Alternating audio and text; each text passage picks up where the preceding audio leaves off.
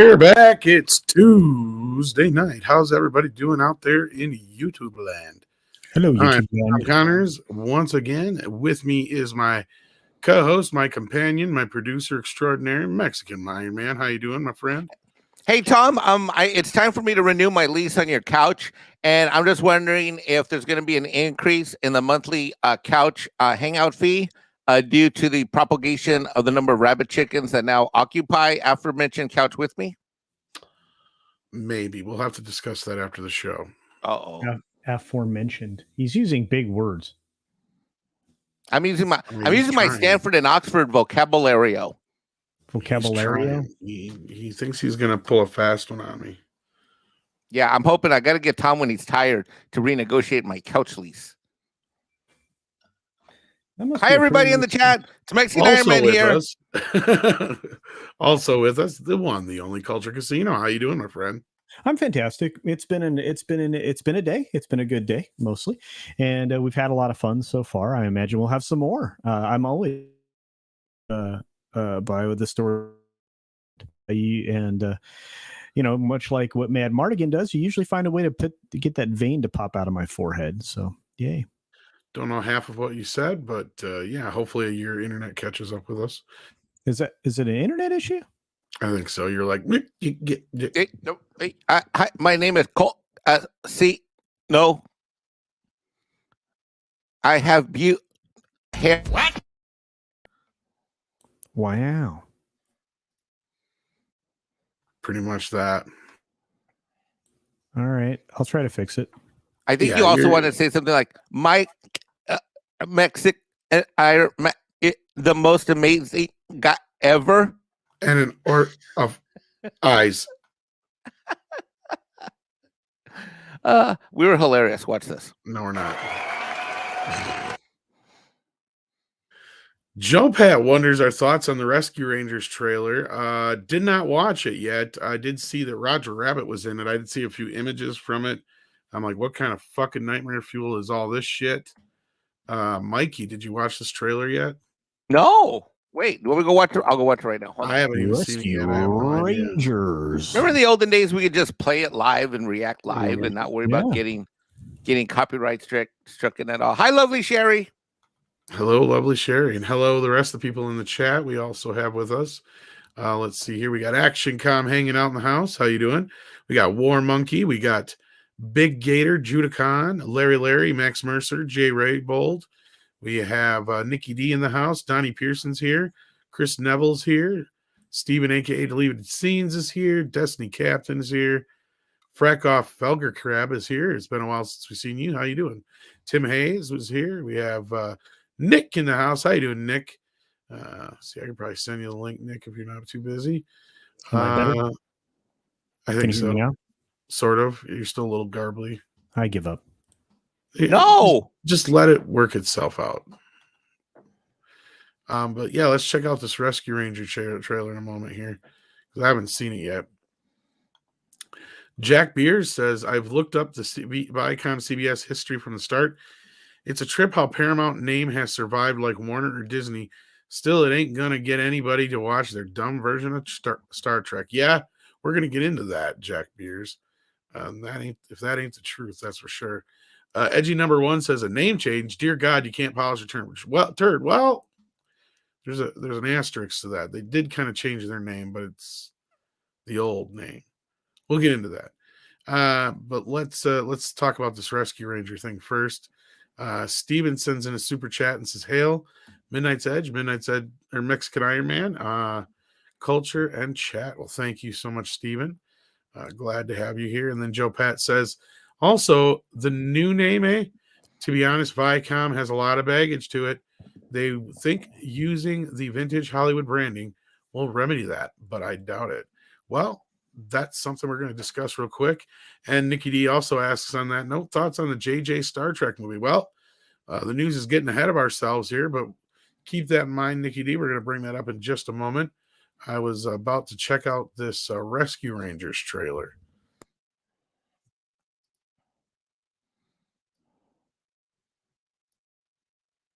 Are we showing it live? And everybody talking at once. Oh, you know what? Why not?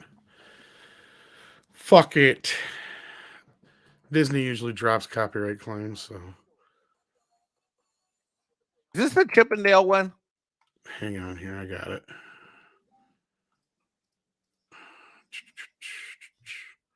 Where is my... I can't even find where I'm at anymore. I got so many damn windows open. All right. Here we go.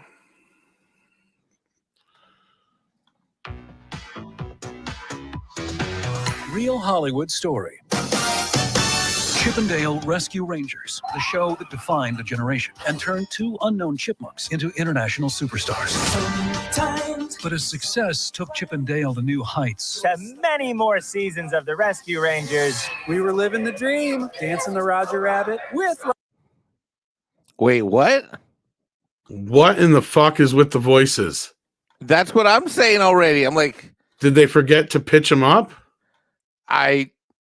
Wait. What's wrong with the audio? Okay, we're not playing it at slower speed, are you? No, I'm not. Okay. No. Let her rip. In fact, it might even be at 1.5 times. That's usually what I watch just about everything at. No, it's normal speed. Okay. Okay, Roger something's Rabbit, wrong Roger already. looks good. Roger looks okay, but Roger Rabbit. No one ever imagined it could all come crashing down. Torn by vanity. You look different. Hey, it's no secret I had the CGI surgery done. Consumed by temptation. My love of cheese got the best of me. I just love it so much. More, please. More, please. Is it possible that two living legends are destined to reunite?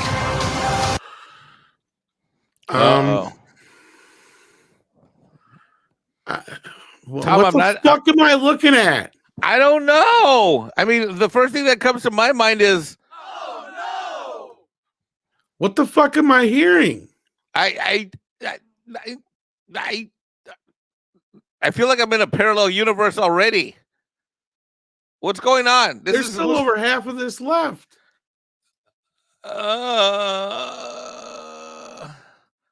Fucking nightmare fuel. That's what this is, Mutant Banhammer. This is not feeling like my childhood right now. Is it feeling like yours? No, I feel like I'm being touched in a way. I'm thinking reboot. Nobody wants a reboot. That's so true. It's the Rescue Rangers. You need a disguise Oh, or something. no. Grab the first thing you can. What? Oh, Jesus.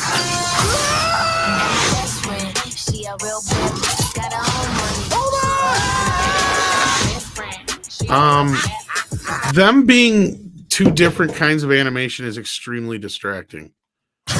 Rescue Rangers 2.0. My best friend.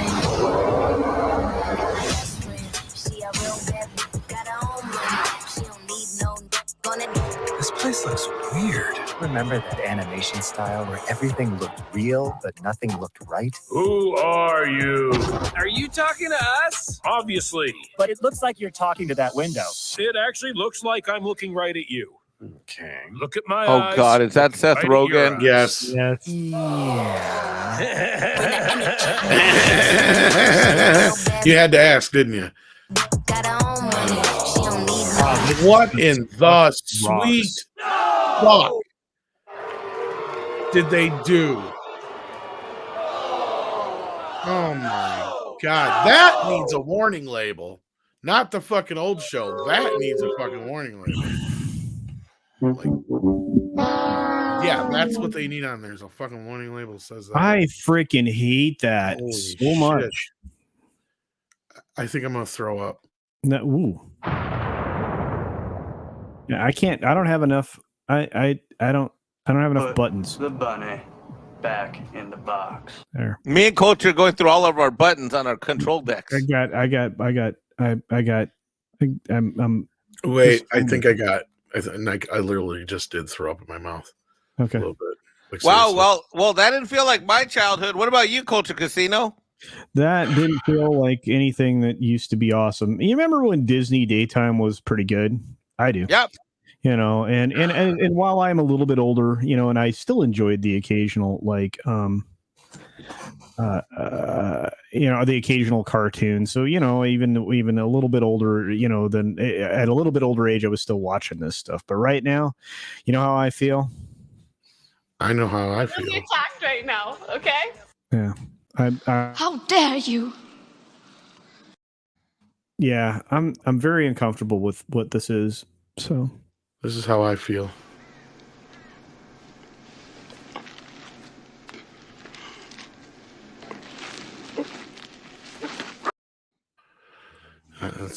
That's not even inaccurate. Like, that's for real.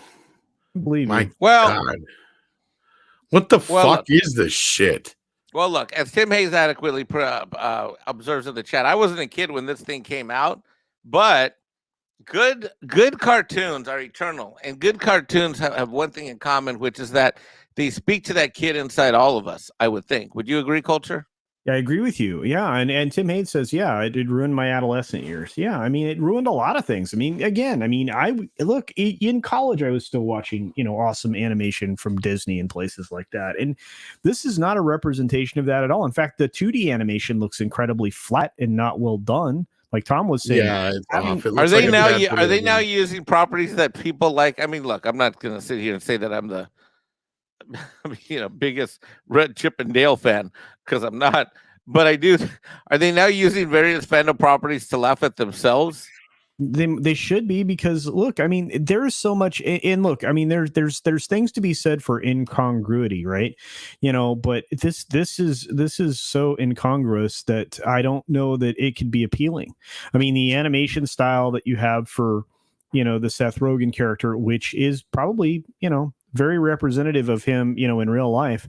And, and then of course, obviously, Chip and Dale are two different types. And then you have like one that's in multiple different types of animation. You saw like 4 or 5 different types of animation styles on, I guess, what looks to be the bad guy.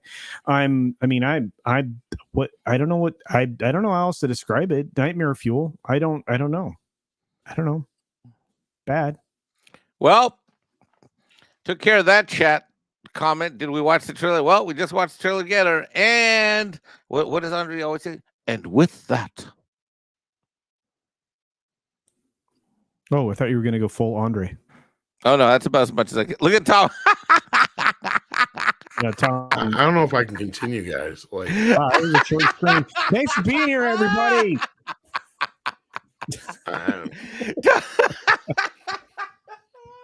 I'm just fucking broke at that. Like, I was like, I'm not even like you, Mike. I'm not even that big of a rest. I mean, I like the Rescue Rangers. I was a kid when they came out, but I just fucking can't. I can't I can't with this. This is just too much over the fucking edge. Good night, kids. We're done. No, Tom. No, Show's over. Well, we can't do this no more. It's done. No, we have to. We still got to negotiate my couch renewal lease. I'm pretty sure we lost. No, we haven't lost. This is proof that we lost. This is not proof we lost. This is proof that they don't know what they're doing, and well, this is proof that they don't know what they're doing. Anything with Seth Rogen in it, I'm just saying at this point in game, anything at this point in the game that has Seth Rogen is just absolutely annoying.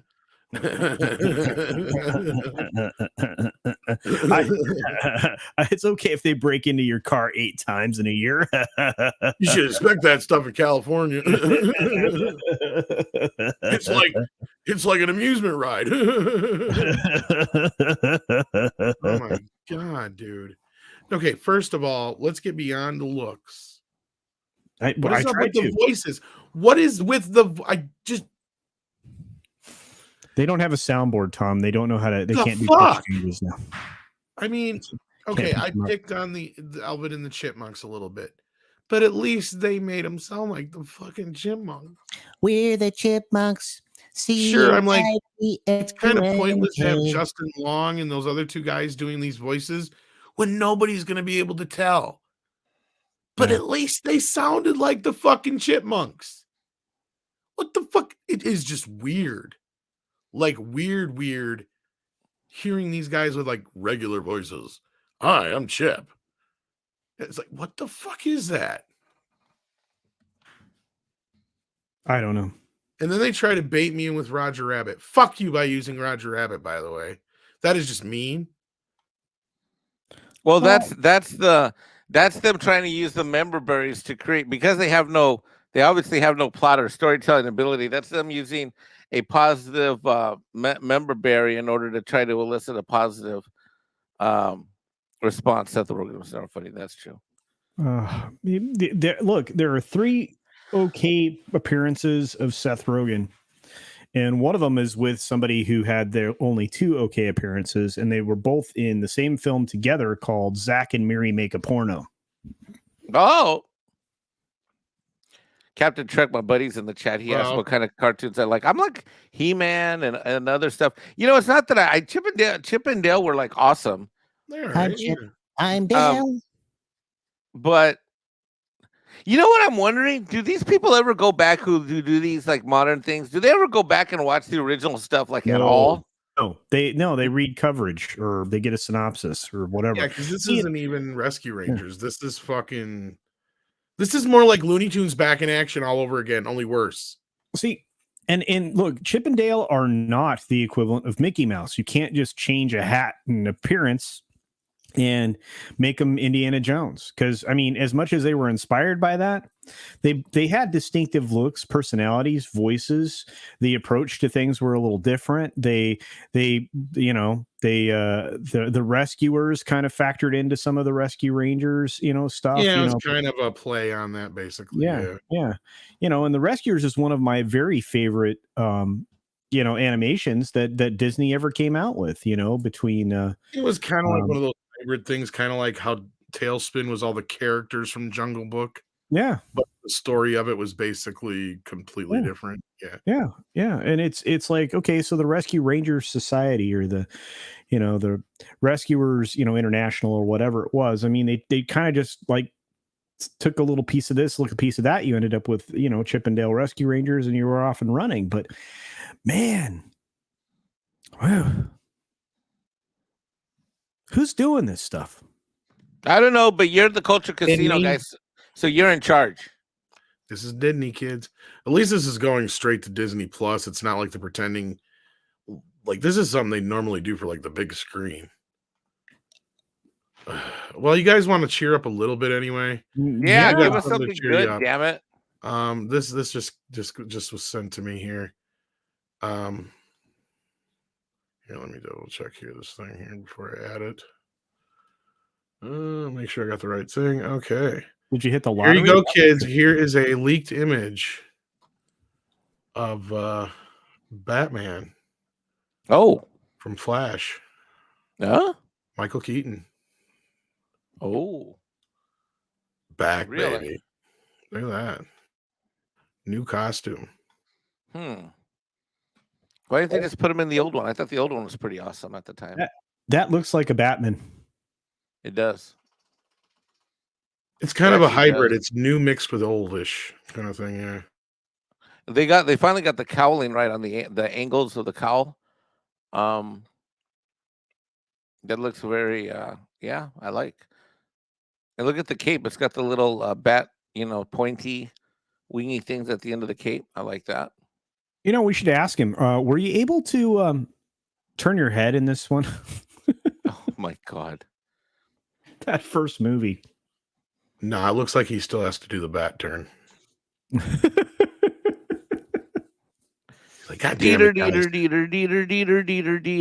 Bang, boom, bam, bang. But at least he has he can turn left and right. So there you go, kids. There's some good news. Then the other news going on here. Let's get into this here. We got a couple super chats first, though. Dash Attack says Disney rented the main 6 from Little Pony for a cheap cameo to an unrelated project, Rescue Rangers. More like Ready Channel 1. Also, Rogan sucks. Well, yeah. The last dude, Dash Attack, we are with you. Yes. And I saw the image of the ponies, but I didn't see them in the trailer. They were in there, yeah. They're towards the beginning. I just missed it. There was so much shit going on there. My head was exploding at that moment. Joe Pat says, I'm sorry for opening Pandora's box here. You should be. You should be. This is all your fault. Was Joe Pat the one that asked us if we saw the trailer? You made this thing. No, of course it's not your fault, Joe Pat. You didn't make this thing. Disney made this thing. It's not your fault, my friend. I like animation. Miss it. Then we got Culture Casino's Magical Rising Desk. I can't get over that name. It's awesome that you have a fan. Well, would you call this a fan? I really do. Account? It's an account anyway with your name in it. Let's Go Ratio the fuck out of that trailer. I'm with you there, buddy. Holy shit. Sounds like a party. Mecca J says that trailer looks pretty meh. The main problem I have with it is Seth Rogen is in it. Yeah. Well, outside of that, it looks like a Looney Tunes Back in Action ripoff. Am I the only one who remembers that movie? Tim Scorpion says, speaking of Disney not knowing what they're doing, they think people would go to the Halcyon if it was shoehorned into the OT. Not how that works. That's not how the Force works. That's not how the Force works. Hey, they don't even have a lightsaber that works on that damn thing. What the hell's that all about, Culture? Like, they're talking about the Luke and Leia honeymoon on the Halcyon. Yeah, what's that about? I saw something about that. Dude, they're doing everything they can to try to link all this shit. Did you say the Luke and Leia honeymoon? I think you meant the Han and Leia, but yeah. Oh, Han and Leia. God damn it. Yeah. That's a completely different movie. That's like Star Wars. You guys heard me curse because I screwed up badly. No, it's Han and Game of Star Wars. No, I don't know. Look, that's something that Disney would do, is screw that up. Yes, I know I screwed up, guys. Thanks. Actually, anyway. That's comedy gold right there. I'm going to say it. Beautiful. I'm going to say it. See, this is what happens when you're not on top of your Star Wars angry rants, Culture. I just don't give a fuck anymore about Star Wars. I had the opportunity to. Well, I'm not even going to say it out loud. So there was a point at which I could have been there to see the thing. For a lot of people saw the thing, and I have no interest in seeing the thing. Oh, people want me to do the thing, so they. But you didn't. So you didn't see the thing, huh? What are you talking about? The thing, the Star Cruiser thing. I had the chance to do the thing, and then I didn't. So why didn't you go? Because it sucks rocks, dude. Do you have to pay for it? I plead the fifth. DCB Titan points out that already know that they are pitch shifting their voices, for the in-universe Rescue Rangers show, and then there's this real. Then this is their real voices. So you're saying in the movie when they're doing the show part, they'll be pitched up. But for the most of the movie, it doesn't sound like they will. So it's just going to feel weird. It's worse than the Scooby-Doo movie with the uncanny valley too close to being real, but not quite shit. But anyway, the main news this morning or today, whatever the fuck it is anymore. ViacomCBS has been rebranded, kids. Their new name we're saved. Hold on. Thank you. Paramount. This is the big news of the day. I mean, news of the day. They went back to the old name, kids. Mm-hmm. Yep. Well, technically, they've been Viacom and CBS, and then they were, there was a whole split up and remerger business and the all asses. So I'm confused. What happens to CBS proper, like the one that's on TV? It's just owned by Paramount now. Oh. Well, now we're saved. Now that they rebranded, we're going to be saved now. Well, remember that question from Nikki D. Don't jump too fast. Uh-oh. Yeah, you still have Star Trek on here. Yeah. We'll run through this super quick here. ViacomCBS is rebranding and becoming Paramount Global effective February 16th. The latest giant pivot in a rapidly transforming media and entertainment landscape. It's the name of the company's storied studio and its centerpiece streaming network Paramount Plus, which launched in March of 2021. No, it didn't. It was called CBS All Access, and it was like way back in 2015 or 16. You always say that wrong. It's All Asses.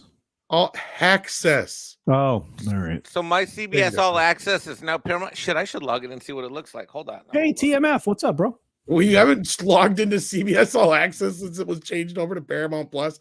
Dude, I haven't logged in. I haven't logged in like. Why are you giving them money? That was I don't know. I'm a bad Mexican. I don't know. God. I'm a bad person. Don't yell at me. You hurt my feelings. How the fuck Intoxic Man Flu is now a member? So wiggle your members, sir. He became a YouTube member at the maximum effort puppy level. Maximum puppy. Maximum effort. Here we go. Oh, you can do it. You can do it.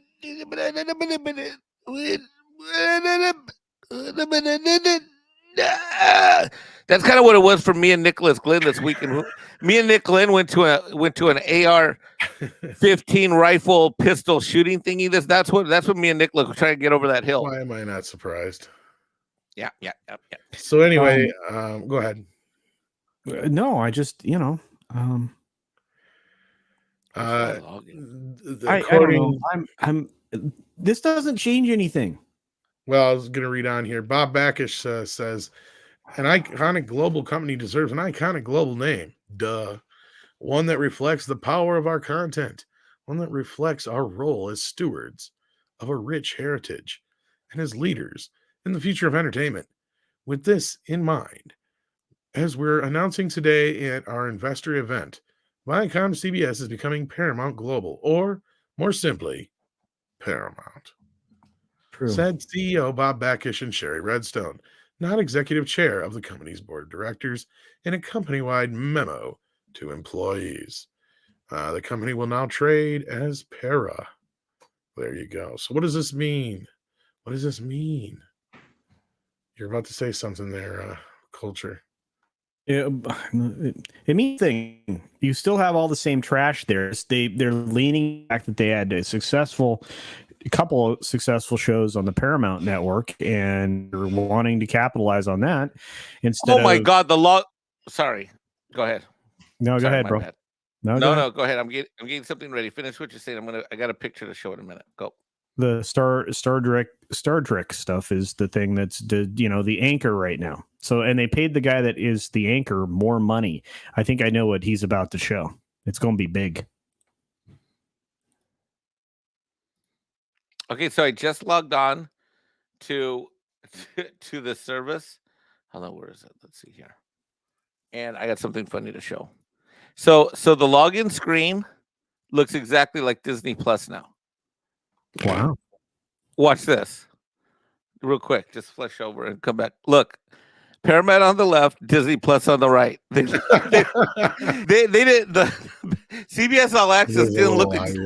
They now look exactly alike. Look at that. You see that? They have their feature up on top of what they're promoting, and then click. See? Wow, the look and feel is going to be weird. Oh, by the way, that's so weird. Hey. It wasn't like that before. Wow, that's weird. Yeah, and they probably still are both clunky as F.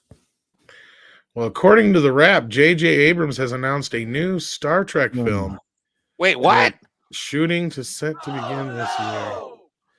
It's been 6 years since Star Trek fans have been fucked over by J.J. Abrams. I mean, seen the USS Enterprise. Well, it's actually been more like 20 years since fans have seen the USS Enterprise on screen.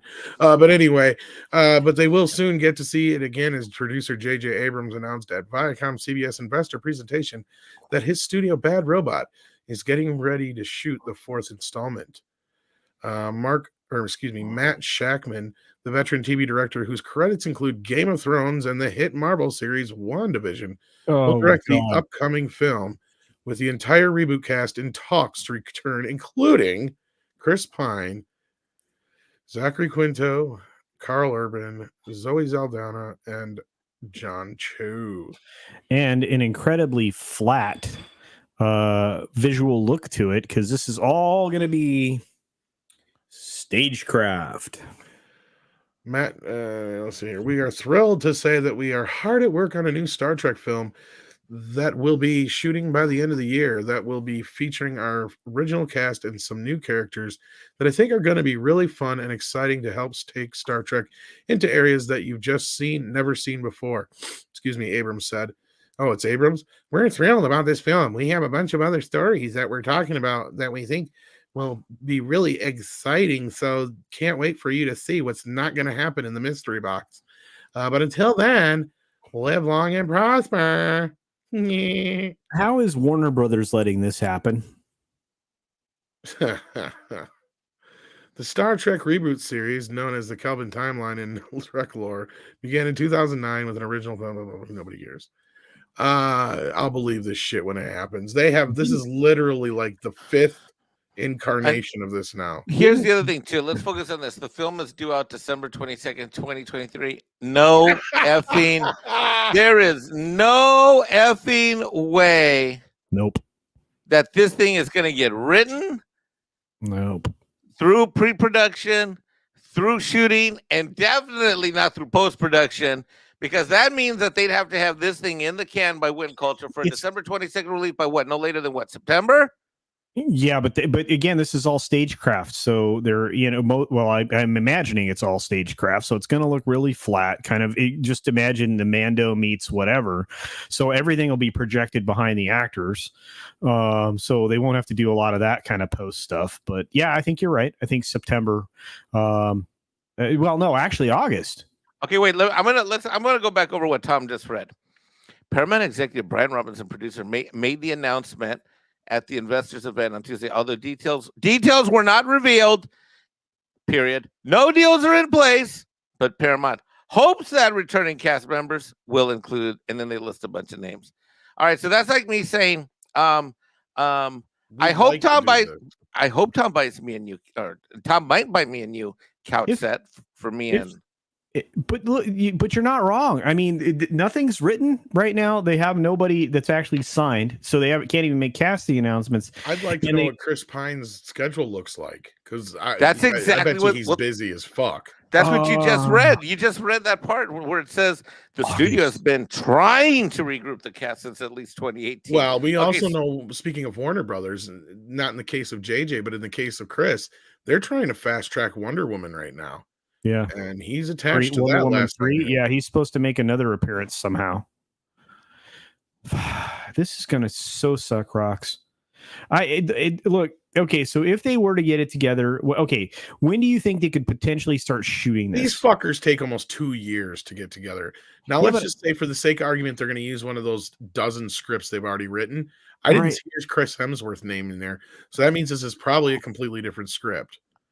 And again, you have a new leader here, so this is literally, I think, the 4th or 5th guy, including what was the first chick that was supposed to be the first Star Trek director, female movie director in history. They would have to wrap principal by August, I think, at least. I mean, it's doable, but it has to be. So who? But okay, who bought Weta? Somebody bought Weta recently. Weta Digital, the big effects house. Who does Abrams usually like to use? I don't know, but the most ridiculous part of this whole thing is at the bottom of the article where it says the next film is due in theaters December 22nd, 2023. See an early logo look below. What the fuck? That's the same fucking thing they released like fucking 5 years ago. Exactly. The same exact thing. I have it in my storage folders. See an early look. Like, what are we supposed to do? See an early look logo below. Like, what am I supposed to do? Look at this like, wow, that's going to look great. Wow. I wonder what that's going to be about. Could it be about an S or a T or an A? 16 months. I don't see it happening. That is the dumbest thing I've ever seen. Oh, my God. That is almost as dumb as ViacomCBS changing their name back to Paramount. And again, I'm going to bring up, and somebody else in the chat recently brought it up. Look, if you're Warner, you just gave the guy, you gave JJ Jar Jar, whatever you want to call this guy, you gave him a giant check, wasn't it? $500 million to just be an exclusive, dude. So how is this happening? I think I'm going to go on Captain Trek's channel tomorrow morning. If he's still in the chat, invite me to your show tomorrow. I'm going to rant about this in the morning. This is just ridiculous. This is actually a lot more than 2 years in the making, Mr. Dragon. They announced the original Star Trek 4 before Beyond dropped. So we're going back to what, 2016? I think, is that when Beyond came out? I'm pretty sure. And where is the money coming from? Where is the money coming from? That's what this is probably more than anything. Culture. That's the big thing. This is probably a we need investor scheme. Yeah, we need money. Send me money. Send me money. Send me money. Send me money. Schnotsky in the chat says this is the 5th announcement of Star Trek 4. That's what I thought, either 4th At or least. 5th. Yep. Yep. Summer 2016. Yep. God, Lord. Thank you, Daniel. Yep. That's what I thought. I will not believe this until the motherfucker is shooting and I actually see on-set photos or video. That means you're going to PS5 this thing like Andre, right? I'm serious. Like, would you? No, I did. There ain't no way this is fucking happening unless it's fucking like already way deeper than we thought. There's no way. We would know. And here's the other thing too. They wouldn't have written the article like this. You know what I mean? They would have written the article about like if, will, maybe, or no. If, hopefully. Yeah, there's a lot of that in here. This is one of those examples where, although we read a lot of Deadline articles, we got to remember a lot of times Deadline just like this is a puff promotional piece. Oh yeah, well that's what this today was all about, was a bunch of announcements and shit like that. That's all it was. Well, their stocks in here. Let me go look at their stock right now. Let's see how bad that is going. Let me see where I haven't looked at that in a while. Thank God I don't own this stock. Their stock actually is doing all right, or at least it was, because they did have they didn't hit their Q4 estimates, but they did have a huge boom in their subscriber base. So they were able to brag about that. And that was mainly because of Yellowstone. And what's the other show? All because of Yellowstone. Well, there's another show too they got that's a decent hit right now. What was that one, Culture? I forgot the name of it though. Oh, Jesus. Stupid. Oh, I'm sorry. Which thing? I'm sorry. The other show besides Yellowstone that's a hit right now for Paramount. Well, 1883. 1883. Yes, thank you. Yeah. So they got those two shows right now that are really pushing that big the Paramount Network. And if they would have been smart and not sold off their content to Peacock, they would be able to restream. That was stupid. Yellowstone. Yeah, it's called being short-sighted, right? But they were desperate for cash, which makes like I said, making this film makes no sense. Based on, you have to remember, they are promised 50 films and 50 shows this year alone.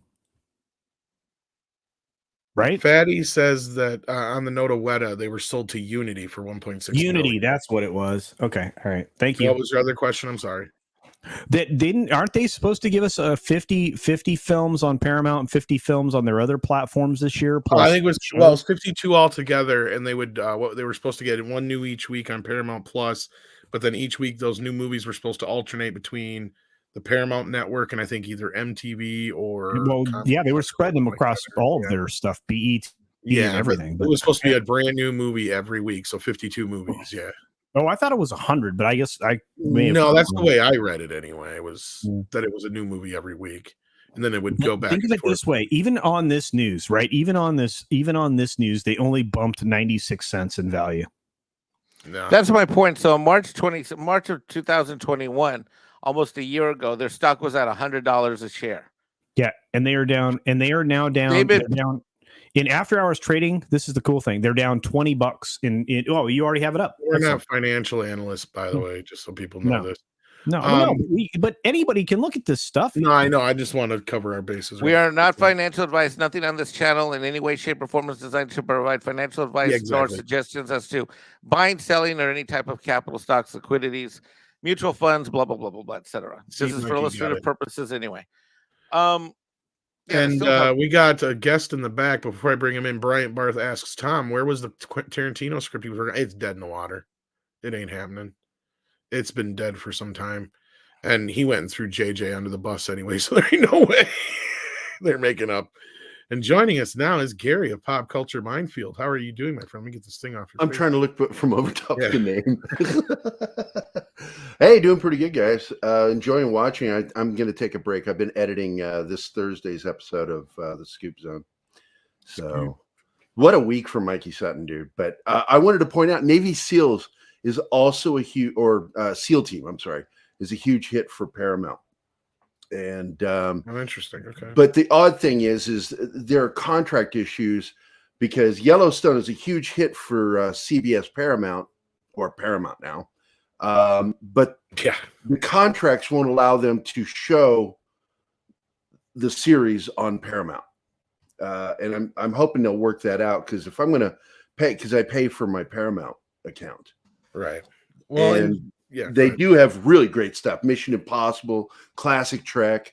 And it's a great way. And I've said before, when you don't watch their new crap, this is a way to send a sign to them, signed, sealed, and delivered, that you don't add their stuff to, their crappy shit to your list of things you want to watch, and don't ever watch it on the stream, because that'll count toward it too.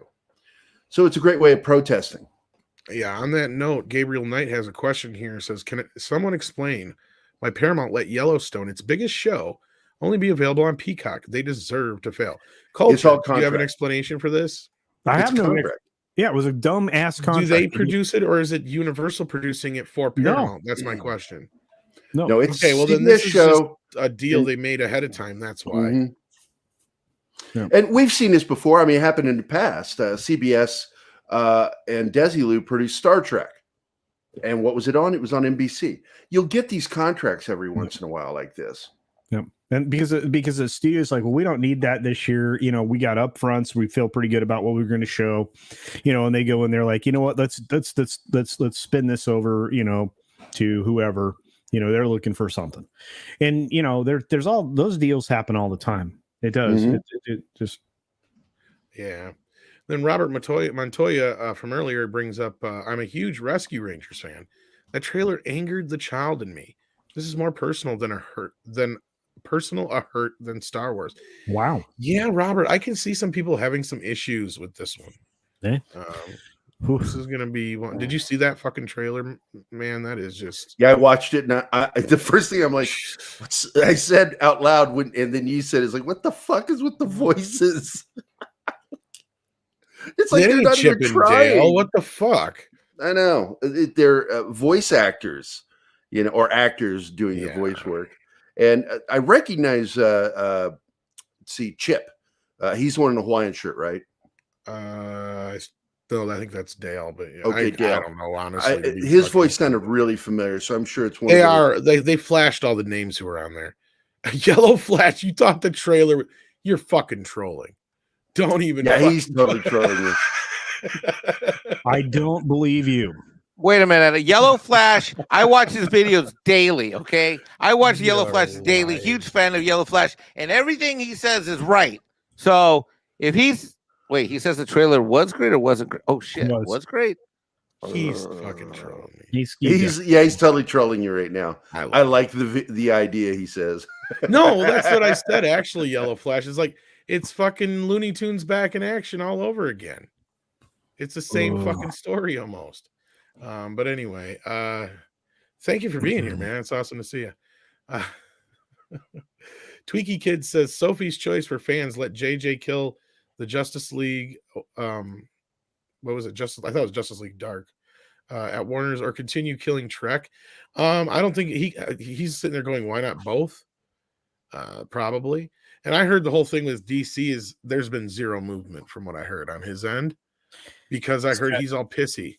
Yeah, he's only got two things, I think, that he's got in motion, right? Yeah, the only thing I heard that's actually okay, I take that back. The only thing that's actually moving right now is the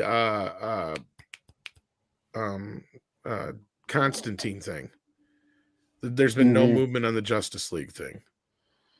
And by the way, to backtrack, Tom, or the Black Superman. I was saying in the chat that this is them testing the waters again for Star Trek. Yeah, nobody wants. It's the exact same article that went out before, and they were testing the waters because they were in trouble and they were looking for backers, because that's why the movie stalled, because all the backers pulled out, and they still have nobody to back it.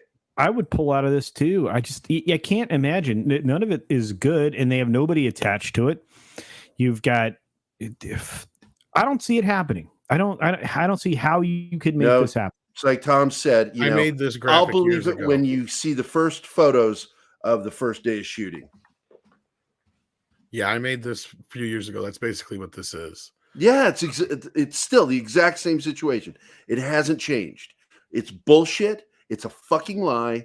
It isn't happening. Indeed. And joining us also, we have Nick Weiser in the house, the Mensch of Mentions. Nick, How you doing? what's up, buddy?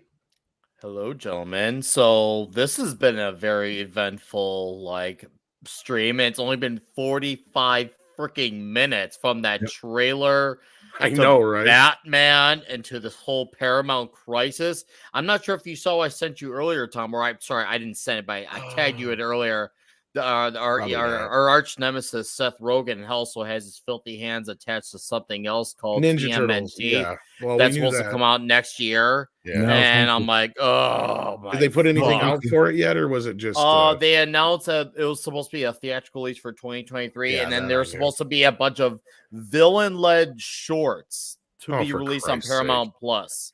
Which I like some of the characters. I just don't know if that's gonna work, but. Yeah, for those who don't know, there's actually like 3 TMNT projects going on right now over at Paramount. Let me find it. I'll find it. There's the one with I can't remember his name, but he's Colin Yost, I think it is, from Saturday Night Live or whatever, is making one. He's doing a live action one. Then the one Seth Rogen's doing is actually animated, probably in the vein of the 2007 movie. But get this, kids. He's going to concentrate on the teenage aspect because that's something they've never done before. It's in their name. I know. That's it's already bad enough. Moron. They did Rise of the TMNT, which I saw that. I'm like, oh, that's dead on arrival. And I haven't even watched speaking of that, Nick, they got another. They're supposedly got a movie of that coming to Paramount Plus of Rise of the TMNT, which I guess I don't know if the show's been on hiatus for a while or what.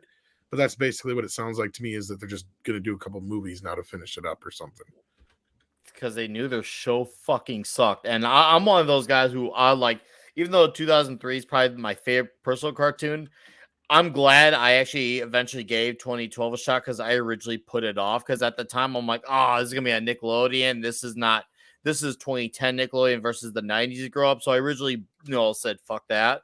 But then I actually saw Razor Fist mention that it was good. He said he went as far as to say this is the cartoon I wish that came out when I was a kid. I'm like, really? Like to that level? I don't know about that, but it was mostly harmless. Out, and I really enjoyed it, and it got better as the seasons went on too. Like it saw a very lighthearted season 1, but 2, 3, and 4, it was a good show. But yeah, this is that trailer. I'm watching that, because now I'm on my way back home. I'm watching. I'm like, what the fuck is going on? These characters, especially the chipmunks. I don't hear those voices. They don't line up. I'm like, this is weird as shit. It's fucking weird, man. It's fucking weird. That trailer made me feel a little bit rotten. Seriously, I don't know how one can do it, but hey, if you can. I guess more power to you, because I'm not with it. We should have for Halloween, Midnight Ends After Dark crew and regular guests. We should go as Teenage Mutant Ninja Turtles. Who gets the nunchucks, Tom? He's dead. Tom's not there anymore. He'll be sharing this. I get the nunchucks because I have the most. I have all the stuff. Do you? The fuck, dude. Jesus Christ. What is this? This is that thing my nightmare. Just talking about. Who's the announcement? Teenage Mutant Ninja Turtles villain movies. There isn't one fucking villain that I can think of in Teenage Mutant Ninja Turtles that constitutes an entire fucking movie. Not one. Yeah, I can see the conversation at the studio. It's like, hey, Brian Robbins, what do you think is going to be the best way to drive fans away? Well, let me tell you. At best, I could see some shorts. I could see 10 to 15 minute shorts that shows. I guess you could show backstory on the character. But we don't need full-fledged movies. It's just I could see I could see really cool for Baxter Stockman. That'd be really cool. I'm gonna read this. I'm gonna read this for Tom so he doesn't have to. All right, Tom? Go for it. Mm-hmm. Paramount Plus, the ViacomCBS streaming service, has unveiled a new slate of original kids and family programming, including a Teenage Mutant Ninja Turtles CG animated movie series and a Transformers Earthspark animated series, among others. The announcements were made Tuesday by Brian Robbins, Chief Content Officer, Movies and Kids and Family for Paramount Plus during the ViacomCBS's Investors Events. Nickelodeon Animation is following the release of the upcoming Teenage Mutant Ninja Turtles CG animated theatrical film with a series of exclusive movies for Paramount Plus beginning in 2023. Each will center on one of the property's storied villains in never-before-told tales, according to the streaming service. The upcoming animated movie, which hits theaters in 2023, is produced by It's going to be Karai.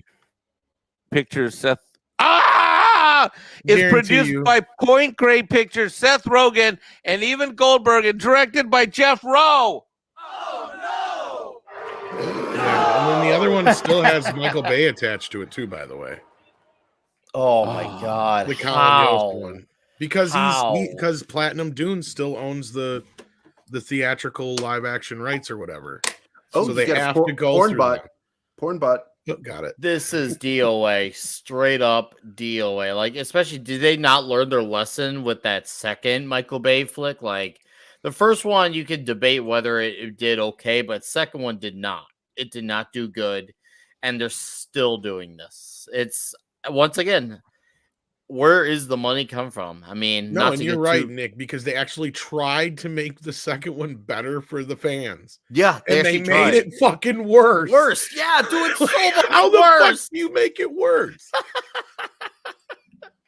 I don't know how they do, but dude, this is the It's modern the age hold my constant use beer. of people not familiar with the material. That's part of the problem. No, but Gary, like on the surface, like they did everything that you could have expected them to pretty much do almost. Like on paper in that second film to be like get most of the fans back on board. Right. And it's like all there, but it was like they had all the right ingredients, but then just decided to just mix it all up wrong and bake it at the wrong fucking temperature and serve it raw. I don't understand what the fuck happened, because you got another classic characters we've never seen before on screen and all this other shit, and it actually kind of has moments that feel Ninja Turtle-y, but it's just somehow not worse turtle than the enough last for one. you. Turtle. No, it's not turtle enough. Sorry, what were you gonna say, Mike? Etienne Falado makes a comment. He says, and this is an excellent one. What did our childhood do to those assholes? You should be signed in so you can just grab these. Well, see, it's not that our childhood did anything. It's just that these fucking lunatics like Seth Rogen, they know that their ideologies and what they want to say and do, they know it can't go out on their own original thing, so they need to take an existing IP and just say, hey, look, this is insert IP here, and enjoy the content, but except I'm not going to tell you it's got my fingerprints all over it, because they know if they do it on their own original thing, it will flop. And you also know that these guys come in and they're talking their way in the door to sell the idea of doing this, but they're going to be subversive. They're going to find a way to be subversive. They're always going to be subversives. That is the MO for Seth Rogen. It is his thing. And at this point, it's not even subversion anymore, because we are expecting all this shit now at this rate. So like nowadays, I actually want them to actually subvert my expectations and make something worthwhile. But they think that's what they meant back in 2017 with TLJ. Oh fuck. Nope. No. You had to ask, didn't you? Or you had to say it anyway. Yeah. Like here's the movie that nobody fucking asked for. For original. We already Christmas had a kind of sequel back in the 80s. Yeah, well, actually, you've had a lot, because for those who don't know, this is actually based on help me out with the guy's name. The book series, yeah. Yeah, Shepard. Is that his name? I think so. I can't remember. I can't remember his first name, but it's not Ralphie. But that's the character that is his stand-in. But anyhow, like it's based on a series of books. There's been a couple of different movies from the books. Like they even had one of the Culkin kids and Charles Grodin in one, like My Summer Story. They did like 3 or 4 made for TV ones. So it's not like they haven't had a bunch of sequels. They even had a direct to video Christmas Story sequel with none of the original cast in it, but the original characters were in it. It was horrible. It was for Warner Direct when they were trying to do their Warner Brothers straight to video movie thing where there were a bunch of sequels to movies 9 times out of 10 without anybody from the original involved. This is where you got Cousin Eddie's Christmas Vacation, National Lampoon's Christmas Vacation 2. This is where you got The Lost Boys 2 and 3. This is where you got Ace Ventura Jr. There was a couple other ones in this set. I'm trying to remember, but they did a bunch of these at the time. So that was in that set. But now, Gary, like, so you've probably seen a lot of the ones I'm talking about, right? Because they showed up like TV movies, and they had a couple other ones. I can't remember if they were all called, but they had a were all based on Christmas his Story books and 2 stuff, that was made in 12. Yeah, that's the one I was just talking about. Yeah, My Summer Story came out in 94, and it's Jean or Gene, I don't know how to pronounce his name, Shepard is the author. Oh, Gene Shepard. Yeah, that's it. That's what I couldn't remember his first name. Yeah. And Ollie Hop Noodles was another one. But I think the one that I liked most was My Summer Story with Charles Grodin as Mr. Parker and Mary Steenburgen as the mom, because I thought it was a good film. And it didn't act like a sequel. Yeah, and it was a pleasant surprise. It was just basically, the straight story. It didn't like try to keep doing callbacks or any of that kind of shit. No callbacks. It's just straightforward story. And it was fun. I enjoyed the film. I would not bother watching the 2012 film. You just couldn't make me do it. See, and the thing is when they released that, I can't remember if it was in the theaters, if they changed the title, or if it was on video, because it wasn't My Summer Story originally. It was, I think, It Runs in the Family or something like that it was called. It had a totally different name. That's all I remember, because I remember the original trailer for it. I think it was just A Summer Story when it got released. Well, I know they changed the title because it was something completely different, but they put the something story in it just to make it be a like. Oh wait, story, but yeah. No, something about Runs in the Family. Yeah, because that's the name of the original book. That does sound right. Yeah, I think it was like the It Runs in title. the Family or something like that is what it was originally. It runs. Yeah. Thank you, Donnie. It Runs in the Family. That's what I thought. Because I remember the trailer was on. I got it before you, Donnie. Yeah. Can't remember what movie it was back in the day that it was on. A famous kids movie we always watched or whatever. But it was decent. I was surprised by it, pleasantly surprised. But anyway, this is something I'm not so sure about. 4 of the original members are coming back, including Peter Billingsley, in an HBO Max sequel from Warner Brothers and Legendary. Exclusive. Warner Brothers and Legendary sequel to A Christmas Story for HBO Max continues to ramp up its cast, adding 4 actors from the original 1983 film. Ian Petrilla, Randy, Zach Ward, Scott Farkas. Actually, he's acted quite a bit. You've seen him in stuff and didn't realize it. He's the yellow-haired bully, or the yellow-eyed bully. Mm-hmm. He was in. Well, you're talking about Zach Ward because he was in Transformers, and I'm a good friend of his. Yeah, and he was in Freddy versus Jason and some other stuff. Yeah, he's been in tons of stuff. Scott Schwartz and Artie Robin. Actually, he's not a personal friend of mine, but he is friends with me on Twitter. That means anything, but yeah, we've talked about working together because he has cool. Yeah, I actually reached out to him, but never heard back. Yeah, he wants to do a Bigfoot comic, and we talked about it like 2 years ago. I really need to put a phone call into him. I haven't talked to him in almost a year. Do it. Do it. Come on. They'll be better than everything else. Better than this. We don't need this sequel that absolutely, I know, usually when made, once again, literally no one asked for. Yeah. The biggest fanboy on the planet of this movie did not ask for it because they embraced the one and done sacredness of this. Well, and like Gary and I were kind of saying, like there is already kind of other sequels. Yeah. So it's not necessary. Now, Culture, I don't know if you were away for a minute or two, but I gotta imagine you're pretty well acquainted with the Gene Shepard world of Christmas Story and beyond.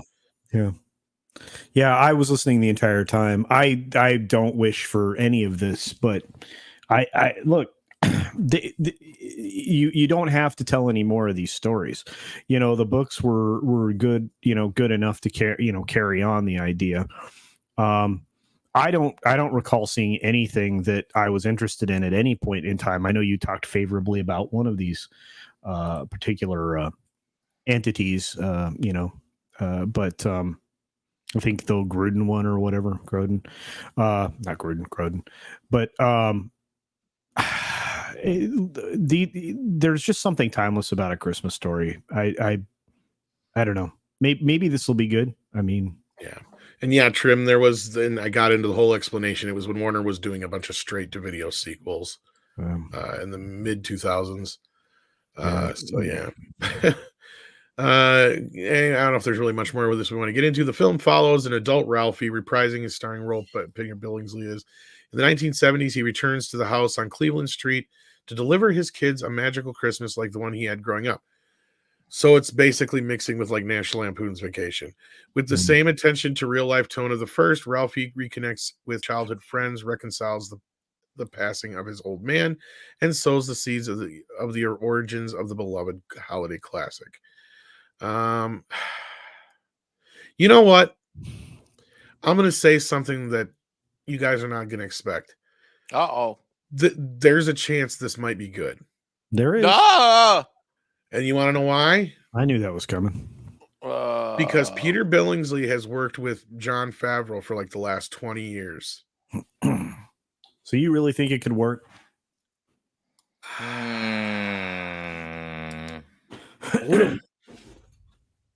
Well, it could. I'm not going to say it will. Okay.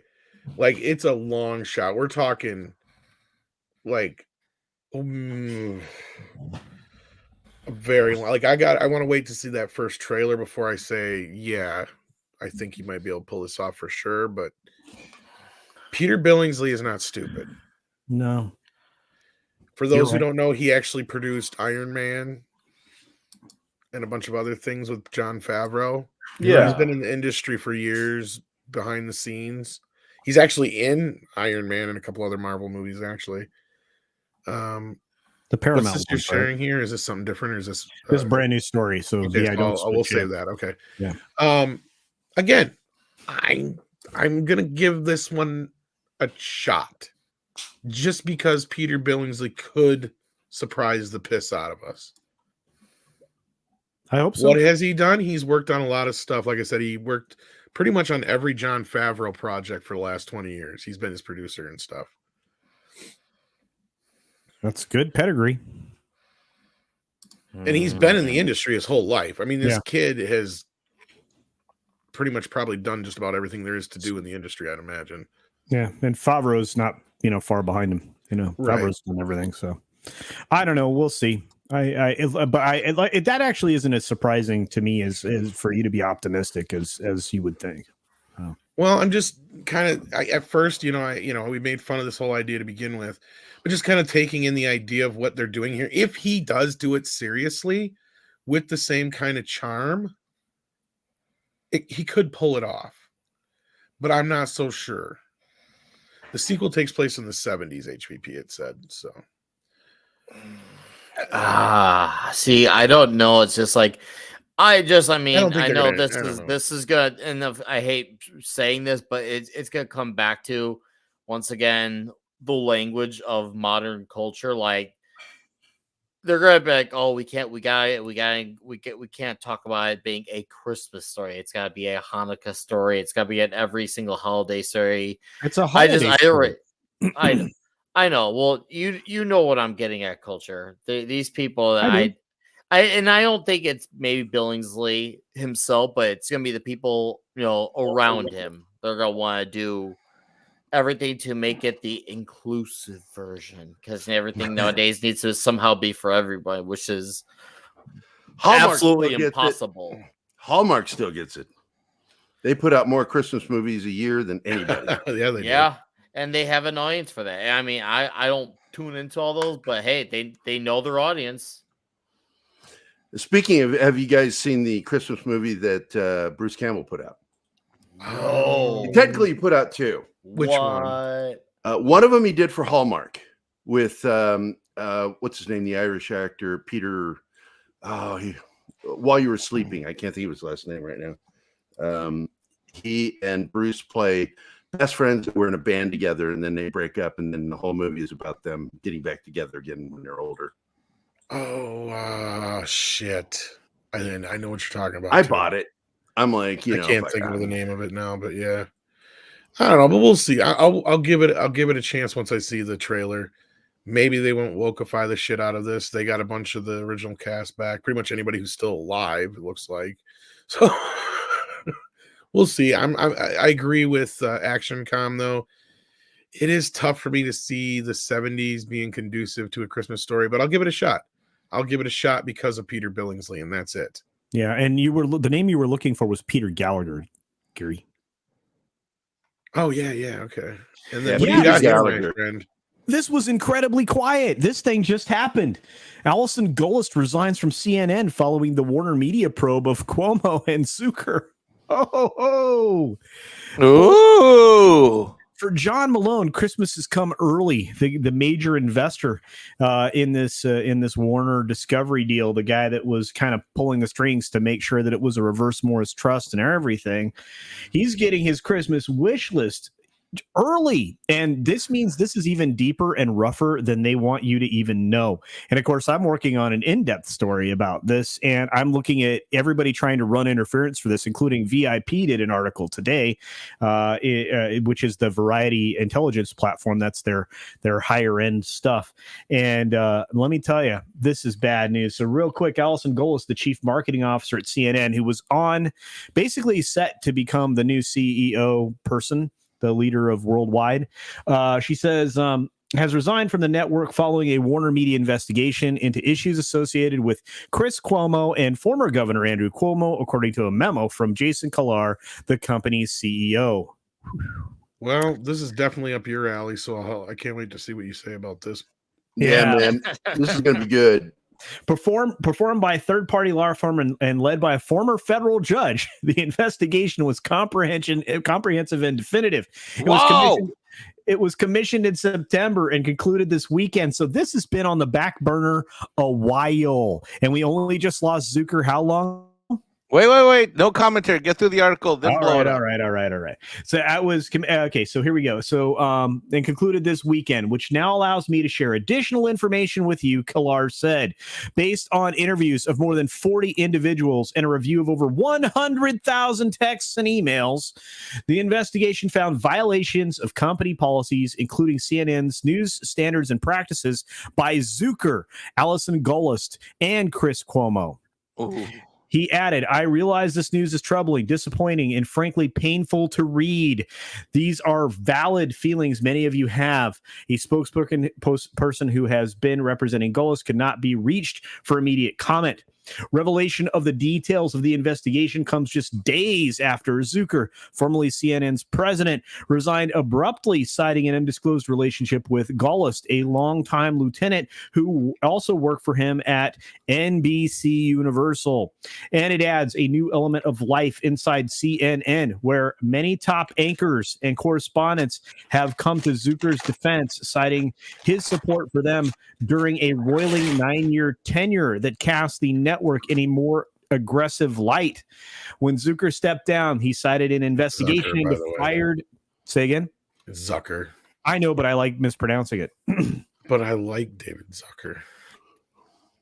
He cited an investigation into fired anchor Chris Cuomo that revealed the CNN chief had not disclosed his consensual relationship with a colleague. And in doing so, he also revealed that Cuomo, a popular anchor who once commanded the 9 p.m. slot, was under scrutiny after being fired by Zucker last year. According to people familiar with the matter, Cuomo has been trying to get a severance payment and has hired Brian Friedman, a California entertainment attorney who previously represented Megyn Kelly in her exit discussions with NBC Universal.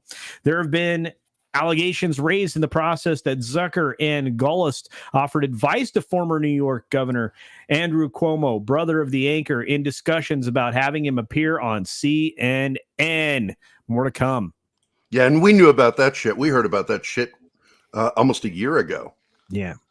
This thing is a trash fire. Again, John Malone is the guy that's behind the scenes that has been wanting the ship known as CNN to turn a different direction, try to present the balanced information, maybe get some viewers back watching his network. And so in the process of this merger and everything else that's happening with Discovery, you're seeing all of this stuff happen to all of these people. The Don Lemon thing is moving forward as well, where in his quote unquote bad behavior case, for his behavior in a bar that he's being sued for, that is actually going to something he did not want, a jury trial. I'm going to be having this next week, a massive piece about all of this with like dozens of articles cited. It's going to be a menagerie of pain for CNN for a while, because they're continuing to expose others. This investigation is extensive, and if you listen to some people in the know, which I have had my ear bent multiple times, there's a decent chance that Don Lemon won't be the last of them to go there, and you may see some other folks hitting the bricks as well, some prime time folks per se. Maybe you might say that they could be, I don't know, occasionally trusted. I don't know, but there is more coming, guys, and this thing is I love that all the quotes are from the CEO Kilar. Yeah, well, that's what they brought Kilar in to do. He was to be a Kilar of a lot of bad stuff. Did you guys have a show where you and Tom talked for about an hour on one of these shows about I think this was about 6, 7, 8 months ago or something like that. It was. You guys had a long talk. It was at least an hour, maybe 2 hours, where the two of you were going back and forth, and you said, a lot of things can happen, and and then when the news broke of like they wanted to like maybe do some different stuff with CNN. Yeah. I mean, you can't get a harder. You cannot. This is a baseball bat to the skull of these a-holes, isn't it, Culture? Yeah, this is terrible news for them. Again, this one guy helped to enable a lot of very bad behavior, and because of it, when it all gets, once a domino falls, it takes out all of them. Cuomo wasn't going to go quietly, and that's the whole problem, right? His brother was getting hammered. He was using the network to run interference. He was trying to get other news organizations to help.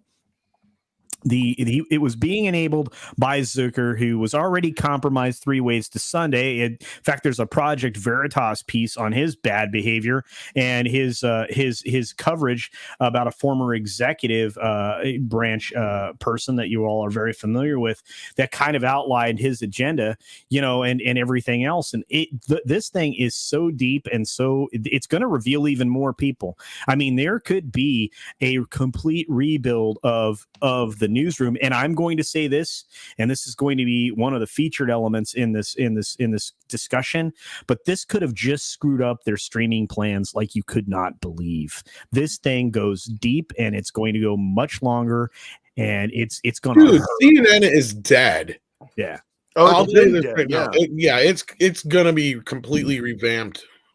Yeah. If they don't end up selling it up, it's been for I sale. couldn't believe it was allowed to languish, and their ratings just kept tanking and getting worse. And I'm like, kept getting bailed out. It's because they keep getting bailed out.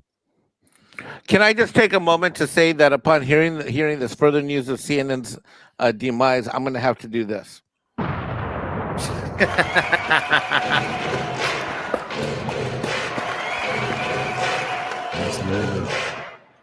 Anyway, I thought you guys would get a kick out of that. This was done very, very quietly.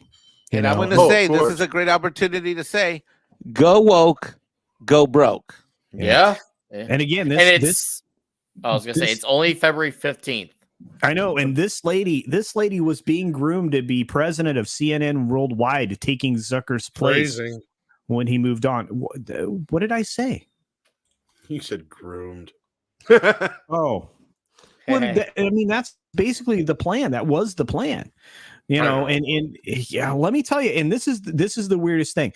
Do you know this has to be so bad and so much bigger than even I might have even alluded to, that Zucker is best friends with the incoming guy that's running Discovery, David Zaslav. These guys have known each other a long time, and to have this happen and the way it's happening, it's bad. Gonna be bigger. Well, anyway. CNN's basically systematically being torn down from the inside out. Yeah, and the great thing is that it's the behavior of these woke, disingenuous a-holes that's tearing themselves down and tearing themselves apart. Yep. Well, this actually, I think Mikey falls more in the category of what I say is this shit always happens when you lose your power. Yeah. Oh yeah, you said that too on a couple of shows. Yeah. So I'm thinking that this whole thing, CNN has been languishing right now. They have. I mean, they lost the orange man, where they could put all the blame. The news cycle's working against them across the board. People are still trying to spin stuff everywhere. This is going badly. And again, if Mr. Malone gets what he wants, you will have a balanced news network or something closer to it in place here in less than a year would be my guess.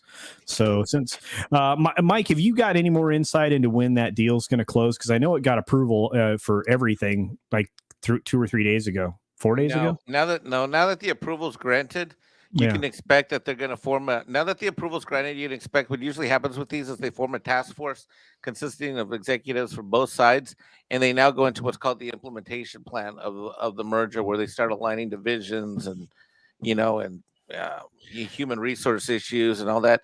I would say we're probably conservatively 6 months away, maybe no more than a year away from the actual, when this thing's actually snapped together. And by the way, when something's legally snapped together, that's different than when it actually really is put together. Yeah. Yeah. And so I would say you're right. I think 6 to 8 months from now, we'll be looking at massive shift. Yep. There. And I think it'll be done within 9 months to a year tops. Because here's the thing. Here's the other thing we got to look at. Where we need to have hope.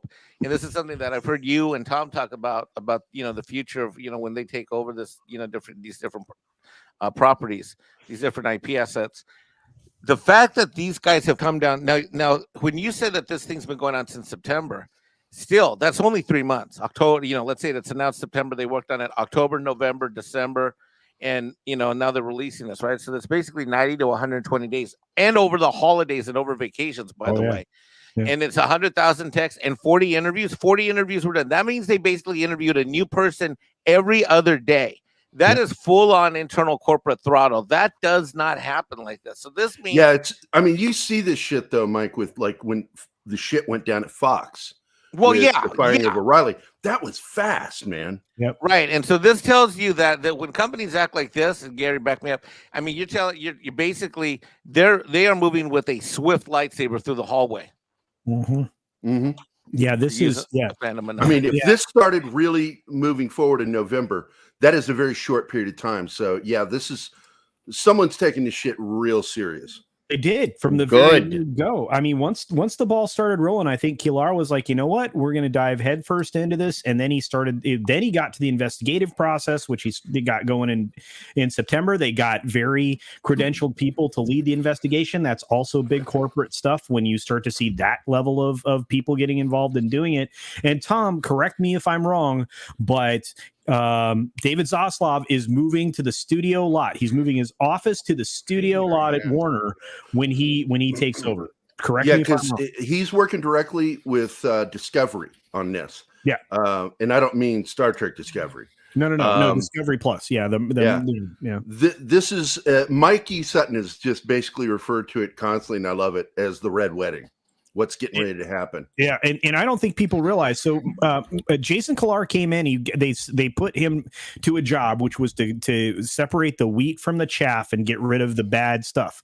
The second phase of that's going to be when Zaslav rolls in and says, "Okay, here we go." Now there have been some stories that have been planted recently that they don't think Kilar is going to remain. But one of the original things that was stated by Zaslav, I can't remember which meeting it was, but he wanted to keep Jason Kilar in a position of authority, for a period of time. So we'll see, but it's insane. I mean, this is, again, I really believe we've just started to see the tip of the iceberg, and the Titanic's about to get smashed. So, and the sad thing is because Keith and I were screaming for that, the housetops about how when Shari Redstone took over, that everything was going to change. We would get a Red Wedding over there because she wanted classic Trek back. Right. But then she gets there, and what happens? She's presented with a contract from Moonves with Secret Hideout that is so ironclad that they would lose probably $1 billion. Yeah, that was Les's kiss of death. His last fuck you to Sherry Redstone.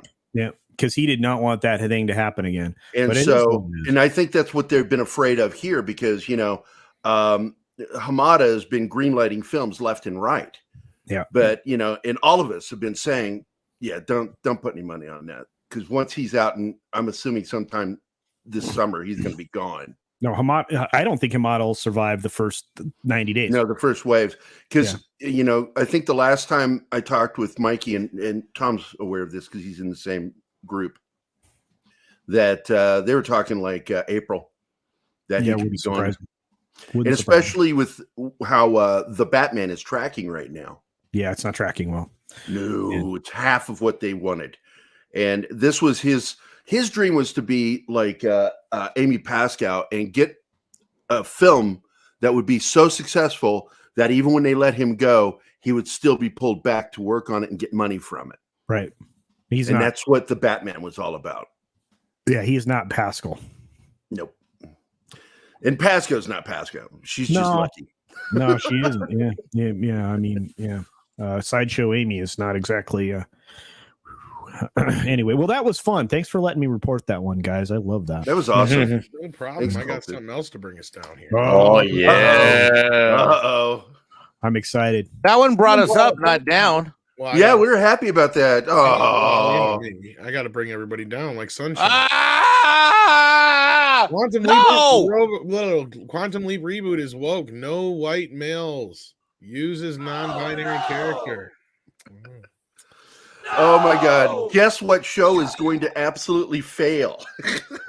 According to that hashtag show, who claims to have a rundown of the description of the Quantum Leap Reboot characters, the cast consists of a Middle Eastern and a North African or Asian Pacific American main character, and a female who serves as the project lead, another female who serves as the head of security, a non-binary male, chief architect, a black man who heads the time travel project, another mysterious female character, and the first leap apparently deals with a woman who is divorcing her husband. Where is Scott Bakula?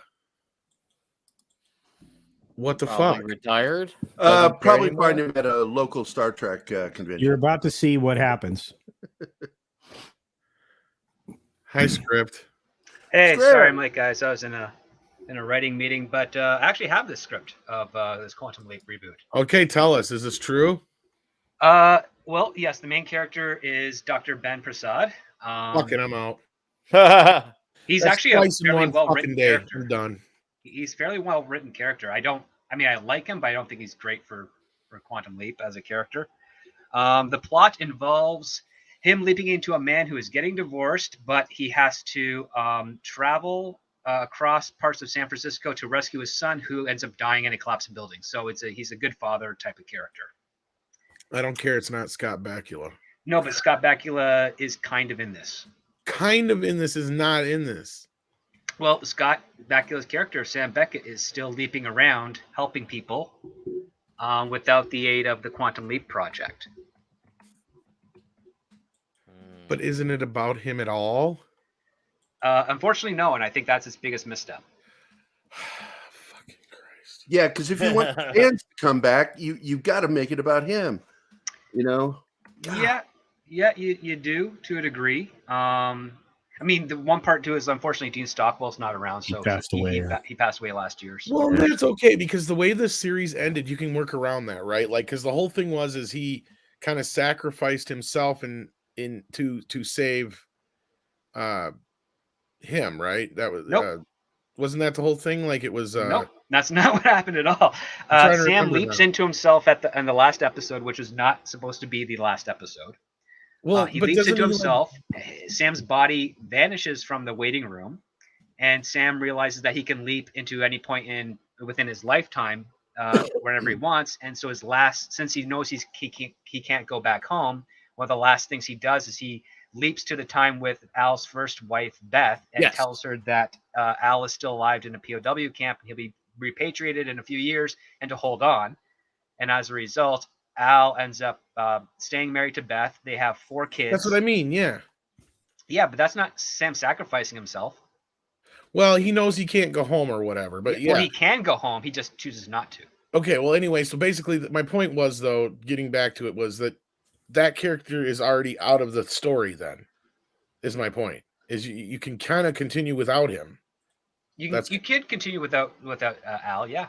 Because that's the whole point, is he's kind of in this timeline now that he kind of fucked up or changed or whatever. Al's off doing his thing, so he was never there to technically help him. Nope, that's not it at all, actually. So then what happened then? So Al's still part of the Quantum Leap project because Al's career was still on track. It's still doing the same thing. Like him getting divorced, being repatriated, had nothing to do with him joining Starbright or the Quantum Leap project. Okay, because it's been 20 years since I fucking watched it, so whatever. Well, if Sam Beckett makes it back, it should just be revealed that it took so long he passed away, and that was the job was handed down to someone. Well, in the pilot, they say that Admiral Al Calavici passed away a few months prior. They don't say anything bad about him at all. Actually, there's actually nothing to insult the original characters. They do bring in a character that Sam leapt into, I think, in season 3. Hold on, I'm doing a quick check here. Yes, from the Leap Home Part 2, they bring back a character by the name of Herbert Magic Williams, who is a general now, but he's too old because he was 18 in 1970. And I think he'd be forced to retire if it was 2022 and he was still an admiral, right? Because he would have been, because that's like, he'd be 68, 69 years old. I don't think he can serve even as a liaison in the military at that point. But anyways, that's the. Regardless, this whole show should be about getting Sam back. The pilot should I know a guy that actually wrote another Quantum Leap thing, and his pilot has Sam back in the first episode, but his son is leaping and Sam is in the Al position. And Sam has been leaping longer than the 30 years that he's been missing. Okay, yeah, we're getting into Doctor Who territory now. Okay, so you're basically saying the script ain't that bad, but you're confirming this report, in other words.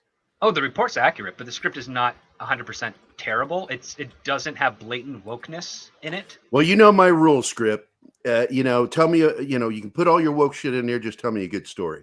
It is a good story because it does focus on basically the aftermath of an earthquake that happened in San Francisco in late 1980s.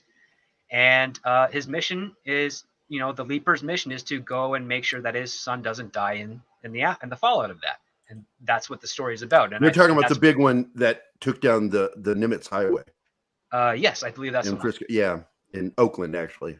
Yeah, in Oakland, because this family that he leaps into, they moved from Oakland to the Bay Area, I guess. And the kid is homesick.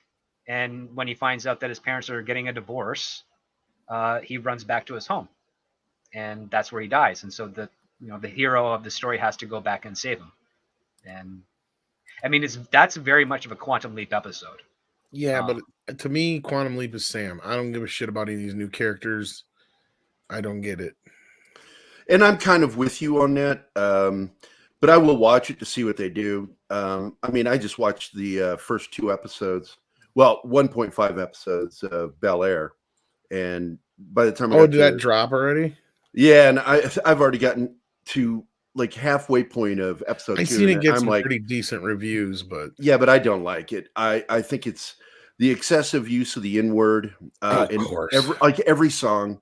And I'm like, Will Smith's the producer of this, and that's one thing he always swore he would never use that word, and it's so disappointing. And then of course there's the whole race baiting and race pointing in episode 2, and I'm like, that's it, I'm done. What a shock. I mean, you all knew that show was made to add modern day politics. Of course it was there. They were going to make a faithful adaptation. And it was so dumb. The way they pointed their finger was the daughter, not Ashley, Haley, the older daughter. She's got a chance to work for an internet company that is very interested in working with her, but they want her to change her look and cook less spicy food for our core audience is the way they phrase it. And so when she's explaining this to her mom and her little sister Ashley, Ashley goes, "Oh, when they say core audience, they mean white people." That is literally the line. And I went, bloop, done. What's the percentage of white people in the United States right now? We love spicy food. The only white people I know that don't like spicy food have stomach ailments. That's the dumbest thing I've ever fucking heard. Wow, yeah, they really were trying to race bait there, Gary. They really were with the lines like I'm that. disappointed because the fan trailer that started the whole thing actually looked decent. But once the actual trailer came out, I'm like, this looks more like a fan trailer than the fan trailer did. You The fan trailer actually had the Prince of Bel-Air. Yeah, the reboot, yeah.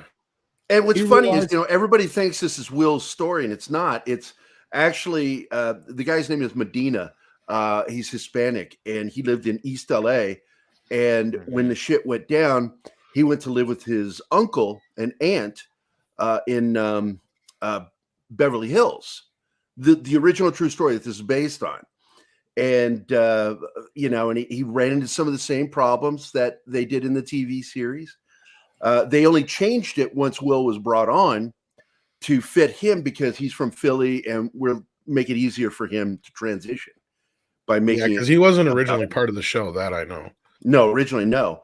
And Medina, the guy that it's based on, he, I don't know, man. It's like they've completely forgotten this fucking guy and his real life that this show is based on, and they're making it all about culture and stuff that in the original show they dealt with that, but they dealt with it in a more intelligent and fun way.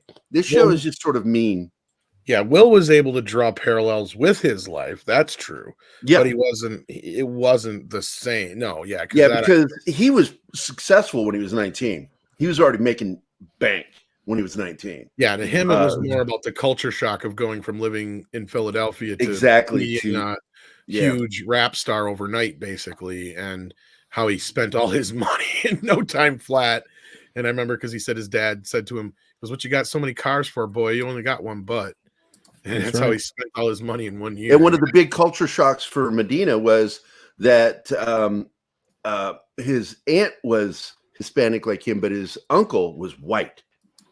But yeah, and basically he had to try to find a way to work and make this happen because he knew his life was over if he went back to East LA. But Will Smith took the show basically out of desperation because he had no money. Yeah, when he moved to LA, he broke. He was broke because his last album stunk and didn't make any money, and he had spent all his money. And like many people in the music industry learn, it's kind of like one of those. Oh, Script's got to leave us. Oh, who's leaving? Yeah, I just got a phone call. I got to take it, guys. Sorry. Yeah, I'm going to work on page 2 tonight. Take care, brother. Thank you for popping in. Script. Later, man. Because I'm doing that comic book with Script, and I got to finish page 2 tonight. But it's actually funny you bring up the music industry because that actually gets me to this. I think we might have enough. Oh, it's a nice segue. Okay, excellent. How long you got till the show starts, Nick? Oh, we start at 9 tonight. Okay, so Central, of course. So okay. Oh yeah, you got an hour and a half. This is something I've been wanting to talk about for a while. This article came out in the Atlantic, and man. It is a doozy, and I'm glad I got a few of you guys here to talk about this because I wish Paulie was here too because he might get in on this as well if he's in the chat. Because this article it misses the whole point. I think you guys will get what I'm saying as we get into this. Let's read it. The article is called "Is Old Music Killing New Music? Old songs now represent 70% of the U.S. market. Even worse, the new music market is actually shrinking." Has no soul. It is a scripted form of music. There's little humanity culture. We're cutting out. All right, God damn, dude. Oh, that sucks. I was looking forward to hearing what he had to say. Yeah, I want come back out and come back in, man. All right. Well, I guess I guess since we'll just go off this headline, I mean, that's a very interesting tape because I do know of, a lot of like my younger brother, he's 6-7 years younger than me, and all his friends listen to music that's anywhere between 20 and 100 years old. And my dad looks at all those YouTube videos of all the youngsters who are getting into old music all the freaking time. And I mean, it's safe to say, like, they're probably looking like there's not much of an identity, because if you look at like the 60s, the 70s, the 80s, the 90s, each genre in each decade had their own face to define that generation. And in 2010s, maybe even to some extent, maybe 2005-ish, there's not been much of an identity for each of these genres to call their own. Everything is just, well, there's just not as much of a face now. It's lacking a defining face. Sure, you have a few popular names out there, like that one Adele girl who's got all the wokies now out there, but there's nowhere near as many prominent people, whether it's in pop music or in rap music. Rappers were freaking coming out like freaking chia pet weeds left and right. Now there's some big names, but they're relying on all this nostalgia. And same thing with metal, hard rock. It's happening everywhere. So, I mean, I'd say if anything, I wouldn't say it's killing the new music, but if anything, it's just keeping music alive, if anything. That's a very good point there, Nick. Go ahead, Culture. Yeah, no, it's just before I completely lose my internet, I just want to say it's all formulaic now. There are no human beings involved in it. It's so often the same three chords.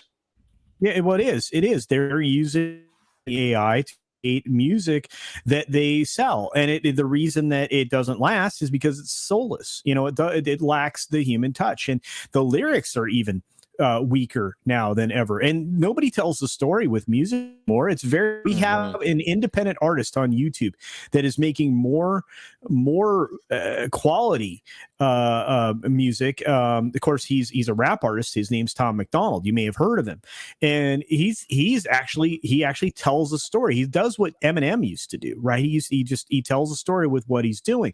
But we used to have great songwriters that did the same thing.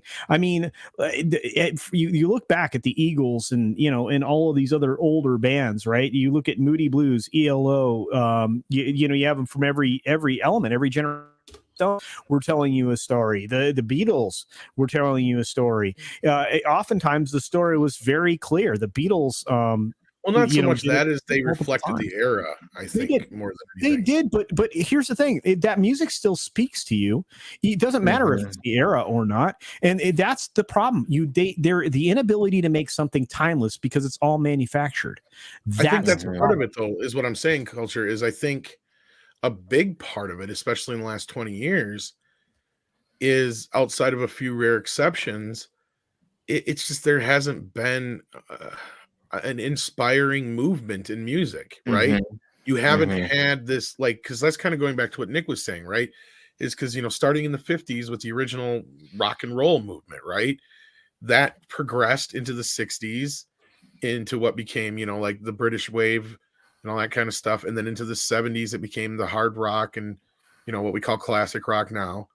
And then you moved into the heavy metal age and the hair bands and all that kind of stuff. Like it continued to progress until then it became grunge, and so on and down the line. And then rap became almost an offshoot of rock and R&B at the same time. So they all like kind of had children of these genres, and then it just kind of faded into. So for the last 20 plus years, there's been no new genres. So you think one new genre of music in the last 20 years? There's not. Even with the old genres, there's no new faces to replace the old faces. And it doesn't help that labels keep, like movies. This is a funny parallel. Like in the movies, they want to bring back the nostalgia. It's like they're bringing all these old bands back to do reunion tours. Or, hey, let's get this band back together and do them having some old album front to back. I mean, Motley Crue and Vince Neil have sounded like shit for the last 20 years. But somehow we managed to get Vince Neil and his Big Macs back together to do a reunion tour, and it's gonna suck. It's gonna suck so much air out of Vince Neil alone, and it's still gonna happen. And that's what they're doing. They're gatekeeping. Potentially, there could be some good artists out there that we don't even know, but they're probably being gatekept, like how good writers are being gatekept out of original ideas for movies. For all we know, there could be something out there we're not hearing, but it's being freaking blocked by these nutsos. Well, at the same time, you also have the YouTube, the SoundCloud, the all those kind of things with independent artists that are out there. What you got here, Gary? Well, I wanted to share this with you because Rick Beato Rick is a Beato, great producer and musician. Yeah. And he actually put Why Old Music is Killing He Kids. actually was one of the people that sense. Yeah, that's where he got this from. Was this article. Him and another guy, TJR Music, covered this article, and that's why it was brought to my attention, to be honest with you. Yeah, Rick Beato is amazing. And if you don't watch him, if you love music, classic music, go check him out. And Professor of Rock is another favorite. He's another great one, yeah. Yeah, I watch him religiously anytime he has a new video, man, because he breaks down these classic songs from the 70s, 80s, and going into the 90s before this whole bad stuff started happening. Yeah. I mean, he went out into the grunge era, and that's pretty much when music started dying. It's right after grunge, and we started hearing that repetitive stuff. But I'll go and stop screen. But it's this guy is Professor of Rock. Check him out if you love classic rock. And I Rick watch him. Beato. Yeah, and Absolutely love him. I also listen to TJR Music, who we've had on the channel before as well.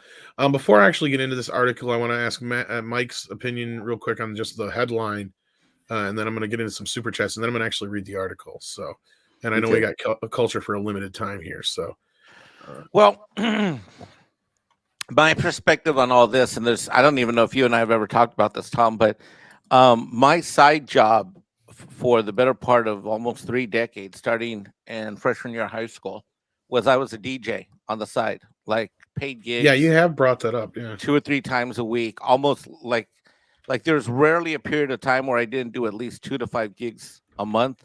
And at my height in the early 2000s, I mean, I was doing some pretty big gigs at some pretty big clubs and stuff.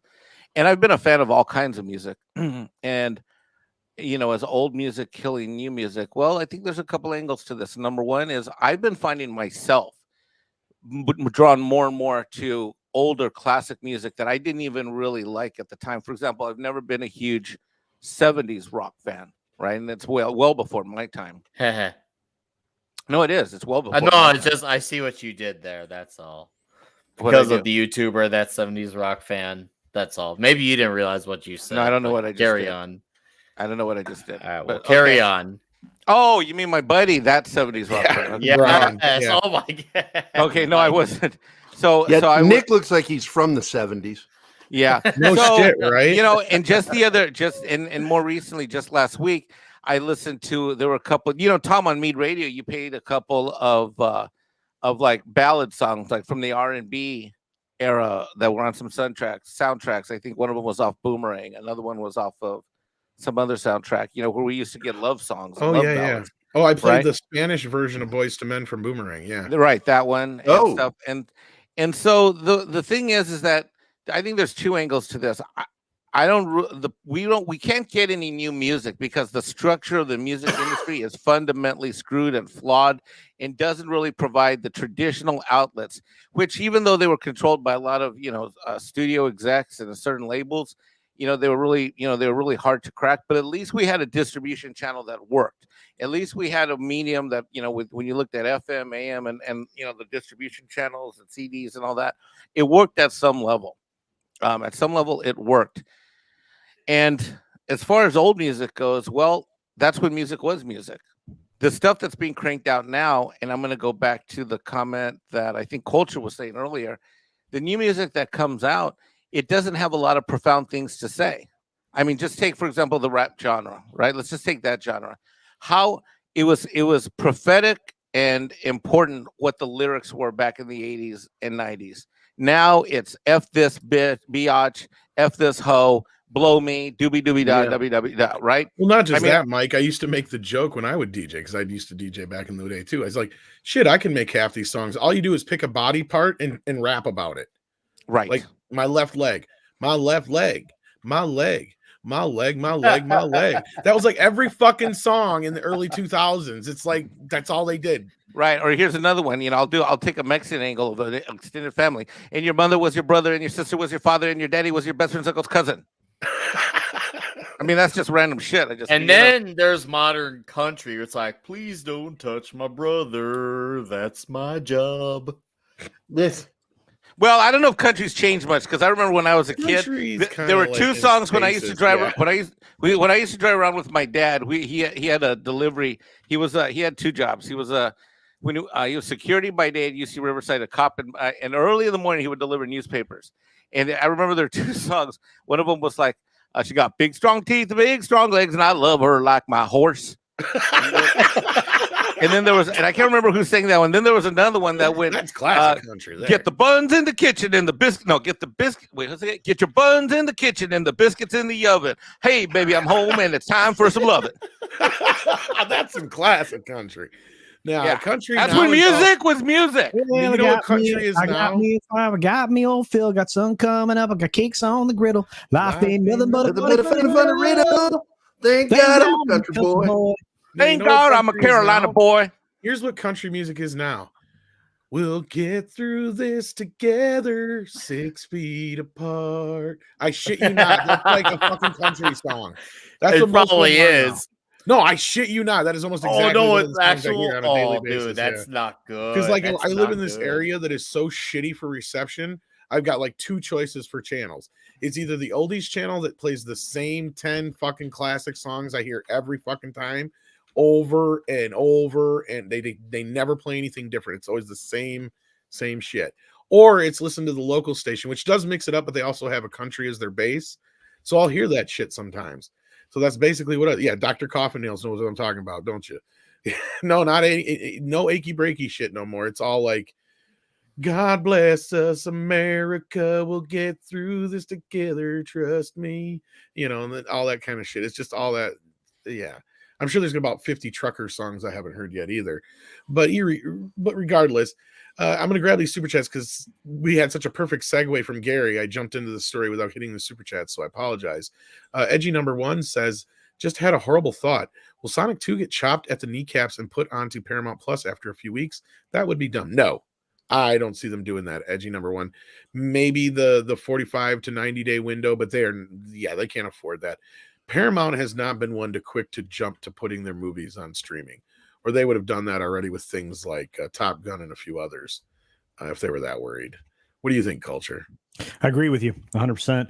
I think that'd be the worst thing they could do. This was one of the last films that they had out there in the theaters that actually did some kind of performance well and above what they were anticipating.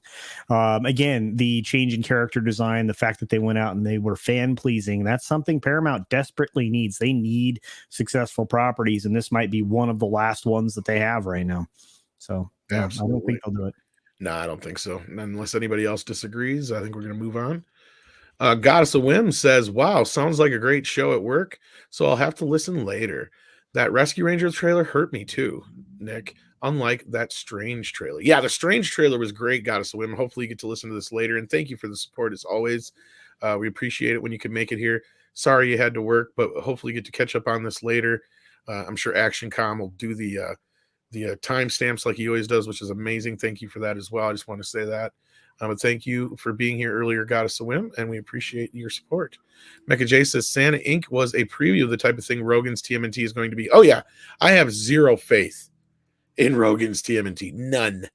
Zero zilch whatsoever. Snow Dub Live is in the house. How you doing, Snow? Hey, says, Snow. bring back all the kids as adult, and it could work.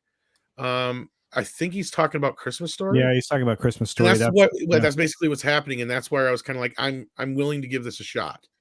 Now, if it's utter garbage, I'll be honest, but if it surprises me, hey, we get another Ghostbusters Afterlife. Why not? Mr. Grant Gregory says, man, I want to see this script. This show saved me. He's talking about Quantum Leap. Yeah, well, script isn't here right now, but maybe he saw your thing. But if I happen to get my hands on it, maybe I'll shimmy it your way, Mr. Gregory. D. Bud Martin says, speaking of old music, Boss Man, since I don't have PayPal, here's something for playing my request on. Oh, well, no problem, D. Bud. I try to play as many as I can, and those who can donate, those help me get new music. In fact, I picked up some new music today. And Paulie's happy because I picked up his. Did you pick up my country songs? We should put those on the list about the horse and the biscuits. Yeah, but you have to let me know what that is because I know it, but I don't. Those are the kind of biscuits you might be interested in. I got the King of the Hill soundtrack. I got Fatal Beauty soundtrack. I got Go. I got Go is a weird movie. It is, isn't it? Superman Returns soundtrack, the Deadwood soundtrack, the Sopranos soundtrack, Studio 54 soundtrack, the Xanadu soundtrack, and for Paulie, I got the Mambo Kings. And I also found another copy of UHF. I have the import of UHF, but now I have the US version. So there you go. Cool. That's the kind of stuff that helps me get music for the show, guys. Infinite Wanderer says if you want to find good music nowadays, you pretty much got to find indies or maybe game soundtracks. I can name like 5 music creators I follow here. Yeah, and another point somebody brought up in the chat too is a lot of music's written by like 12 different people or the same person. And by the way, right now the music awards, creator awards are going to be dominated by people that are making game music for games. It's very strange this year. There's a lot of weird stuff happening right now, and it's because nothing interesting is happening in that world. By the way, I do have to slide out. I do apologize. No problem, but you should check out this article because it's interesting. It's a bunch of horse shit. I will. No. I think I already grabbed it. You know me, I'm always clipping. But just a piece of information, guys, please double check that you're subscribed to my channel. If you're one of my subscribers, if you're not, please consider it. I just lost 120 subscribers in the last couple of hours. I saw that. I went to your page this morning. I'm like, did he drop down? What did you do? Nothing. I went over 3,000. I have had great performing videos. You and me both. We just went over 3,000. Yeah, and I'd crossed well over it last night, over 3060, and then 3041, and then in the last hour they knocked me down substantially. So if you wouldn't mind double checking, because a lot of people have been getting them subscribed. Grumpy old Ninja Kintaro specifically said he'd been unsubscribed. So, but with that being said, you guys are the best. I would not be growing like I have been without you all. Be here for this, but yeah, okay. Yeah, and we're going to do a 3,000 thing on Friday. I would love it if he would show up, Culture. Of course, man. Just let me know, and I'll once I'm done with the Friday pre-flight or whatnot, I will be happy to slide over. Beyond that, I love you guys. Thanks for letting me hang out with you for a while, and hopefully we give you some big article videos next week. Well, I look forward to hearing more on this CNN shit from you. Oh, it's going to be a party. I've collected well over 20 articles and pieces of points, so I'm getting busy. You guys have a great one. Love you. See you. See you, buddy. All right. Before I get into this article, I'm going to preface this a little bit because this last year, with people, their lives changing the way they were, they kind of changed the way they consumed music. Prior to this, MP3 and streaming were the two primary platforms at this point, with vinyl making a huge jump on CD over the last couple years. But CD had a leap again last year. One of the big reasons was, what's their fucking names who did the Mamma Mia shit? ABBA. ABBA put out a new CD. And I guess that motherfucker sold so goddamn well that it was one of the main reasons why CD sold like hotcakes. Because there's a lot of places in the world that don't have real good streaming services and all that kind of stuff yet. So CD is still a primary source of music. And, of course, like I said, records are still selling pretty good. In fact, a lot better than they were. So music has actually had an increase in the last year. But as you'll see in this article, it's going to be because of older music. And they're going to try and make excuses and shit. And it's interesting. Oh, yes, they will. Alice Cooper touched on this about a year ago because he was talking about how a lot of younger kids who are buying music, they're looking at the vinyls, and he's right. And it's good. And then they're buying older music. They're not. I saw the weirdest thing at Best Buy. So this is an anomaly. I was at Best Buy in South Carolina. Then I went to a Best Buy out in, I think it was in Riverside. Riverside. And in both locations, once in December in South Carolina, then in late January, I saw young kids going through records and shopping for record players with their dads in a Best Buy. I believe it. I hadn't seen actual vinyl in a Best Buy that I remember anyways. And I go into Best Buys pretty frequently, I think. Almost monthly, since I've been buying 4K. So this is a thing, huh? Yeah, it's taking over the actual music side of things. Anyway, the article starts. This is from, let's see, Ted Gioia. I don't know how to fucking say that. Writes music for popular. You racist. Yeah, fuck. I don't care. You And most cultural recently, appropriator. he wrote Music, A Subversive History. Interesting. Old songs now represent 70% of the U.S. music market, according to the latest numbers from MRC Data, a music analytics firm. Those who make a living from new music, especially that endangered species known as the working musician, should look at these figures with fear and trembling. But the news gets worse. The new music market is actually shrinking. All the growth in the market is coming from old songs. The 200 most popular new tracks now regularly account for less than 5% of total streams. That rate was twice as high just 3 years ago. The mix of songs actually purchased by consumers, is even more tilted toward older music. The current list of most downloaded tracks on iTunes is filled with the names of bands from the previous century, such as Creedence Clearwater Revival and The Police. And I know Meatloaf popped up in there again, too. I encountered this phenomenon myself recently at a retail store where the youngster at the cash register was singing along with Sting on Message in a Bottle, a hit from 1979. Funny, because I was playing earlier when I was at the record store as it blasted on the radio. A few days later, I had a similar experience at a local diner where the entire staff was under 30, but every song was more than 40 years old. I asked my server, "Why are you playing this old music?" She looked at me in surprising before answering, "Oh, I like these songs." Never before in history have new tracks attained hit status while generating so little cultural impact. In fact, the audience seems to be embracing the hits of the past decade instead. Or past decades, sorry, of decades past. Success was always short-lived in the music business, but now even new songs that become bona fide hits can pass unnoticed by much of the population. Only songs released in the past 18 months get classified as new in the MRC database, so people could conceivably be listening to a lot of 2-year-old songs rather than 60-year-old ones. But I doubt these old playlists consist of songs from the year before last.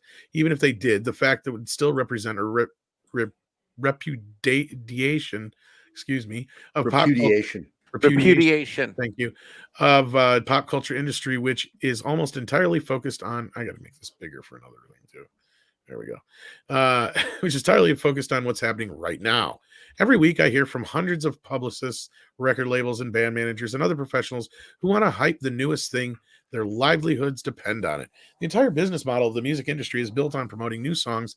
As a music writer, I expected to do the same, as are the radio stations, retailers, DJs, nightclub owners, editors, playlist curators, and even everyone else with skin in the game. Yet all the evidence indicates that few listeners are paying attention. Consider the recent reaction when the Grammy Awards were postponed. Perhaps I should say the lack of reaction, because the cultural response was little more than a yawn. I wonder why. I follow thousands of music professionals on social media, and I didn't encounter a single expression of annoyance or regret that the biggest annual event in music had been put on hold. That's ominous. Can you imagine how angry fans would be if the Super Bowl or the NBA Finals were delayed? People would riot in the streets, but the Grammy Awards go missing in action and hardly anyone notices. Well, I get where you're coming from here, but you can still make your albums without winning awards. Yeah, you could still do that. And here's the issue with something like the Grammys. Like, the Oscars have gone downhill very, very recently. The Grammys have not gotten shit for many years, dating back to the 90s. And you want to know how I know dating back to the 90s? Because they gave a best metal award, was their album or song, to Jethro Tull. Oh, that was classic. Yeah. So I mean, I rest my case with that argument. That was when Jethro Tull was like, we don't even know why we won this. Yeah, Jethro Tull confused themselves, like Metallica should have got this. We don't understand. It's like, yeah, it didn't make sense. Yeah. So anyhow, the declining audience for the Grammy show underscores this shift in 2021. Viewership for the ceremony collapsed 53% from the previous year, from 18.7 million to 8.8 million. It was the least watched Grammy broadcast of all time. Even the core audience for new music couldn't be bothered. About 98% of the people ages 18 to 49 had something better to do than watch the biggest music celebration of the year. A decade ago, 40 million people watched the Grammy Awards. That's a meaningful audience. But now the devoted fans of this event are starting to resemble a tiny subculture. Okay, what was going on 40 years ago? You had or a decade ago. Well, a decade ago, even let's say, decade ago. Well, you still had some decent musicians. Let's say a lot of them were on the halftime show last night or the night before, anyway. But anyway, yeah. Let's see here. More people pay attention to a stream of video games on Twitch, which now gets 30 million daily visitors, or the latest reality TV show. In fact, musicians would probably do better getting placement in Fortnite than singing a record deal in 2022. At least they would have access to a growing demographic. Didn't some band do some like fucking concert in Fortnite? If there is, I'm not aware of it. I'm trying to remember. I could have swore this happened not too long ago. Yeah, not of the knowledge here on that one. Yeah, I don't either, but I know they do a lot of like promotion and other stuff. Yeah, they had. I know they did a promo with Marvel, and they put out some of their Marvel Comics characters in that whole Fortnite world. So Fortnite does like to cross over a lot. Yeah, but anyhow, let's see here. Where was I? At least they would have access to a growing demographic. Okay, yeah. Some would like to believe that this trend is just short-term blip, perhaps caused by the pandemic. When clubs open up again and DJs start spinning new records at parties, the world will return to normal, or so we're told. The hottest song will be the newest songs. I'm not so optimistic. A series of unfortunate events are conspiring to marginalize the new music. The pandemic is one of these ugly facts that hardly the only contributor to the growing crisis. Consider these other trends. The leading era of investment in music business is old songs. Investment firms are getting into bidding wars to buy publishing catalogs from aging rock and pop stars. Song catalogs in demand are by musicians who are in their 70s or 80s. Bob Dylan, Paul Simon, Bruce Springsteen, or already dead. David Bowie, James Brown. Even major record labels are participating in the rush to old music. Universal Music, Sony Music, Warner Music, and others. There is no others. That is it. Those are the three main people. Anyway, and others are buying up publishing catalog. They all own them already. And investing huge sums in old tunes in previous time. That money would have been used to launch new artists. The best-selling physical format in music is the vinyl LP, which is more than 70 years old. I've seen no signs that record labels are investing in a newer, better alternative because here, too, old is viewed as superior to new. In fact, record labels once... Excuse me, sorry, I lost my place here. Record stores are... In fact, record labels once source of innovation in consumer products don't spend any money on research and development to revitalize their business, although every other industry looks to innovation for growth and consumer excitement. Record stores are caught up in the same time warp in an earlier era. They aggressively marketed new music, but now they make more money from vinyl reissues than used LPs. Well, yeah, they don't make anything from used LPs, duh. Radio stations are contributing to the stagnation, putting fewer new songs into their rotation, or judging by the offerings on my satellite radio lineup, completely ignoring new music in favor of old hits. If you're listening on satellite radio, can't you just go to a station that's playing new music? I mean, it's all real kind of... Anyway, when a new song overcomes these obstacles and actually becomes a hit, the risk of copyright lawsuit is greater than ever before. The risks have increased enormously since Blurred Lines jury decision of 2015, and the result is the additional cash gets transferred from today's musicians to old or deceased artists. Adding to the nightmare, dead musicians are now coming back to life in virtual form via holograms and deepfake music, making it all the harder for young living artists to compete in the marketplace. As record labels lose interest in new music, emerging performers desperately search for other ways to get exposure. They hope to place their self-produced tracks on a curated streaming playlist, or license their song for use in advertising or closing credits of a TV show. Those options might generate some royalty income, but they do little to build a name recognition. You might hear a cool song on a TV commercial, but you don't even know the name of the artist. You love your workout playlist at the health club, but how many song titles and band names do you remember? You stream a Spotify new music playlist in the background while you work, but did you bother to learn who's singing the songs? Okay, this just keeps going on. Okay, he's almost done. Decades ago, the composer Eric Satie announced the arrival of furniture music, a kind of song that would blend seamlessly into the background of our lives. His vision seems closer to reality than ever. Some people, especially baby boomers, Tell me this decline in the popularity of new music is simply the result of lousy new songs.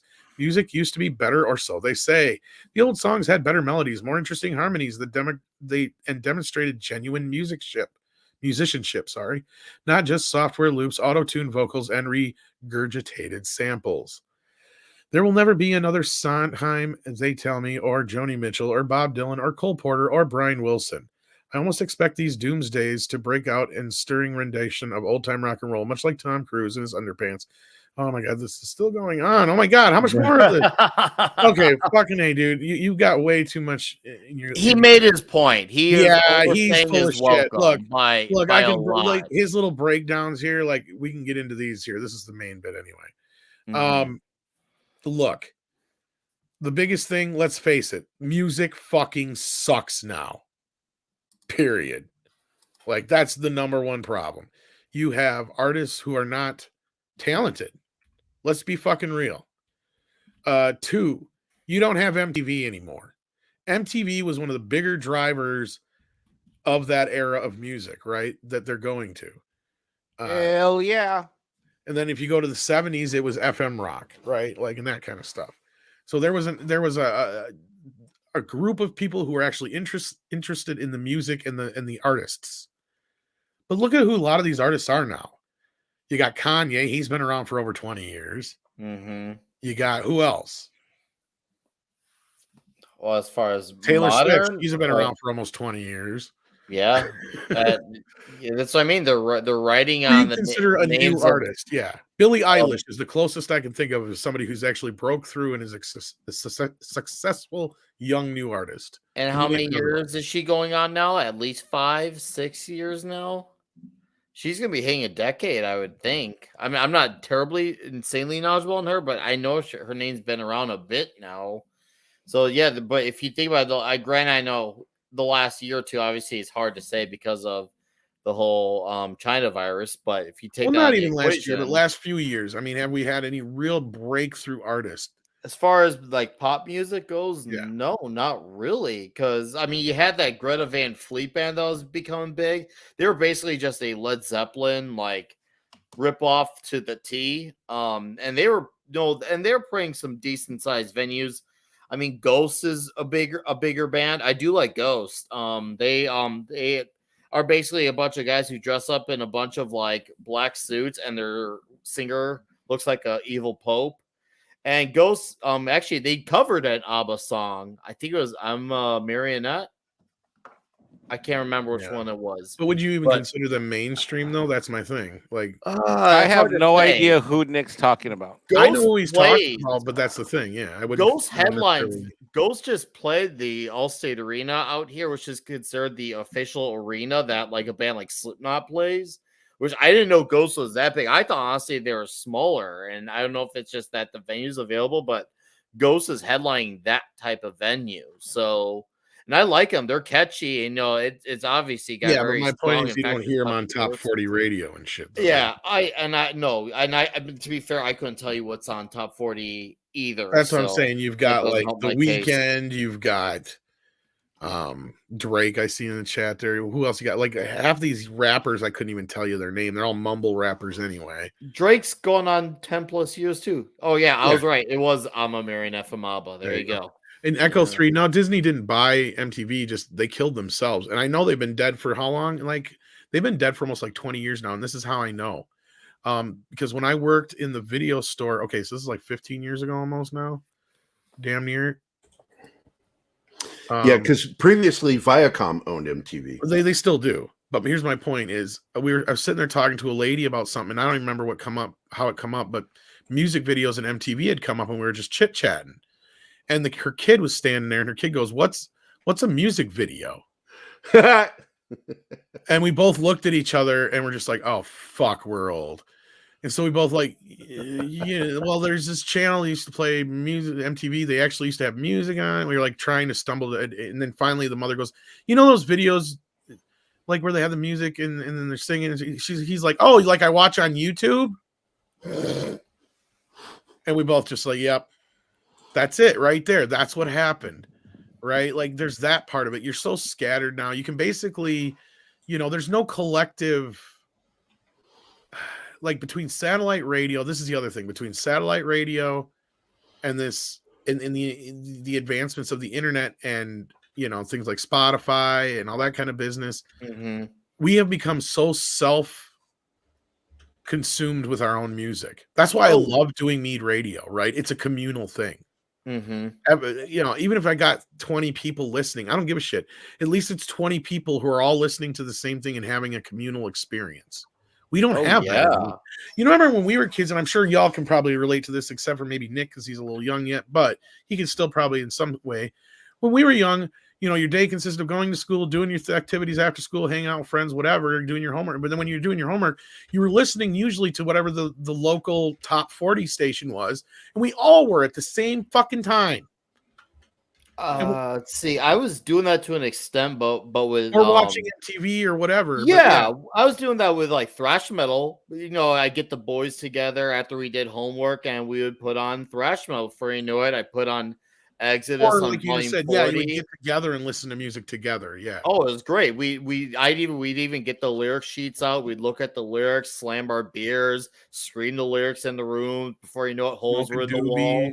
Yeah, smoke some joints. Oh, dude, we get so high. Before you know, everyone's puking to death. I'm like, dude, and that was the life, man. Listen to thrash metal and freaking getting drunk and getting high and ordering 10 pizzas. Like, it's the best life. Well, yeah, like the first time I remember listening to Sgt. Pepper all the way through, I was high as fuck. That's a good album. Yeah, I mean, my buddy got me high, and he's like, "You're gonna listen to this whole album all the way through." It's like the Beatles. I knew them, but it was like he just totally opened my eyes that day, and then same thing with Pink Floyd and then some other bands. And so that's the other thing is kids the thing about all these classic artists, especially the ones I just named. There's that thing about every generation that discovers them since they've come out, right? Yep. I mean, Elvis never really kind of stuck around and had this rediscovery thing. It kind of petered out in the 80s, right? Like that was the last generation to really kind of rediscover Elvis. And since then, he's still alive. He probably is. But that, see, the thing is with Elvis and Buddy Holly and some of those guys, I mean, they're great and I hold them dear to my heart, but I don't see a lot of kids listening to them. My kid picked up and went right to Pink Floyd, the Beatles, AC/DC, Guns N' Roses, Metallica. Those were stuff that he gravitated to right away, right? I believe that. And that's what I'm saying is like these all had a universality to them, and there was a communal experience to them. And I see Brian Barth, yes, Michael Jackson. I don't know if anybody could ever top him. Well, he had great lyrics too. I mean, but that should make others want to do better. Like that was what made the 80s so great is you had the competition between Prince and Michael Jackson, just like you had the competition between Beach Boys and the Beatles. You had this the one and the other constantly, and you don't have that anymore. Tom, you just hit the nail on something. I just realized it reminded me of a tweet I mentioned a few days ago. I said I wrote something along the lines like I miss the days when everyone was more competitive towards each other. Someone would be like, "Oh man, that guy's comic sucks. Read my comic," or "Don't listen to that guy's album. Listen to mine." It inspired everyone to say, "Oh, that guy's saying my shit sucks. I gotta go out there and better him." I feel like it was awesome when they were like that because the rivalries made them say, "I need to one up." It was a friendly rivalry for the most part, and especially in the 60s and early 70s. Oh, like, yeah. Oh, yeah. The Rolling Stones, Beach Boys, and the Beatles, they were friends, but they were very, they would hear something somebody did. It's like, damn, man, they just pushed it up. Now we've got to match them. It's kind of like how in the 80s you had like Schwarzenegger and Stallone and all those guys like always have to one up each other. It's the same thing. It's a friendly rivalry, and it made music better. If it wasn't for the push that we got between the Beatles and the Beach Boys, we would have never got Pet Sounds because they did that because of Rubber Soul. Or was it Rubber Soul or was it the other If one? you had not gotten Pet Sounds, you wouldn't have got the song Back in the USSR by the Beatles. Shit. Yeah, and then the White Album and all that. Like they kept pushing each other back and forth between each one because they were like trying to one up each other constantly. And you even had the same kind of similar rivalry between the Rolling Stones and the Beatles too.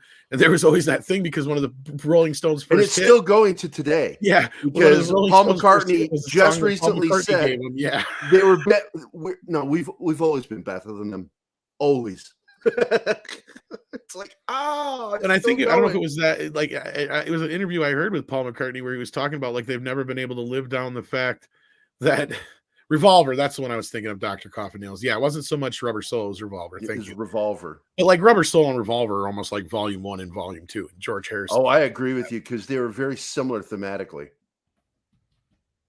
And they came out the same year or very close together too, I think. But yeah.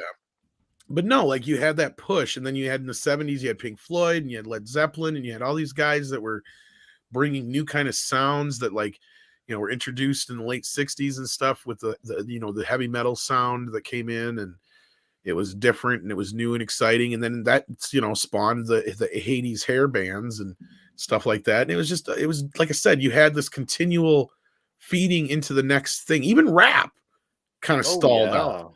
Like rap started out as more of a, you know, kind of more of a poetic kind of street beat kind of thing. And then it moved into more of the word, you know, and then you had East Coast, West Coast, and then you had, you know, the different kind of styles, and then even, you know, a little bit of the Midwest getting in there too with the Detroit styles and certain things like that. And you had dubstep coming in, and you had other things for a while. And then all of a sudden the newest thing we got is mumble rap. I'm sorry, but Mace did that back in the fucking early 2000s, late 90s. That was his fucking thing. Y'all remember Mace?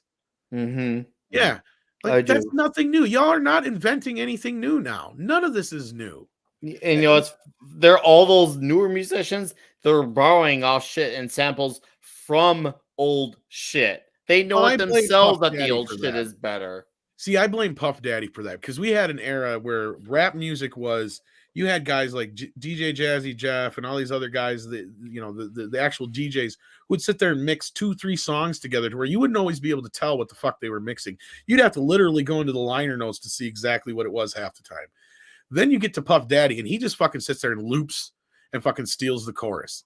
Like, that is the laziest shit in the world. And I mean, I get, if you like some of his songs, that's fine, but that's purely because they were songs that were somebody else's to begin with. Let's be real.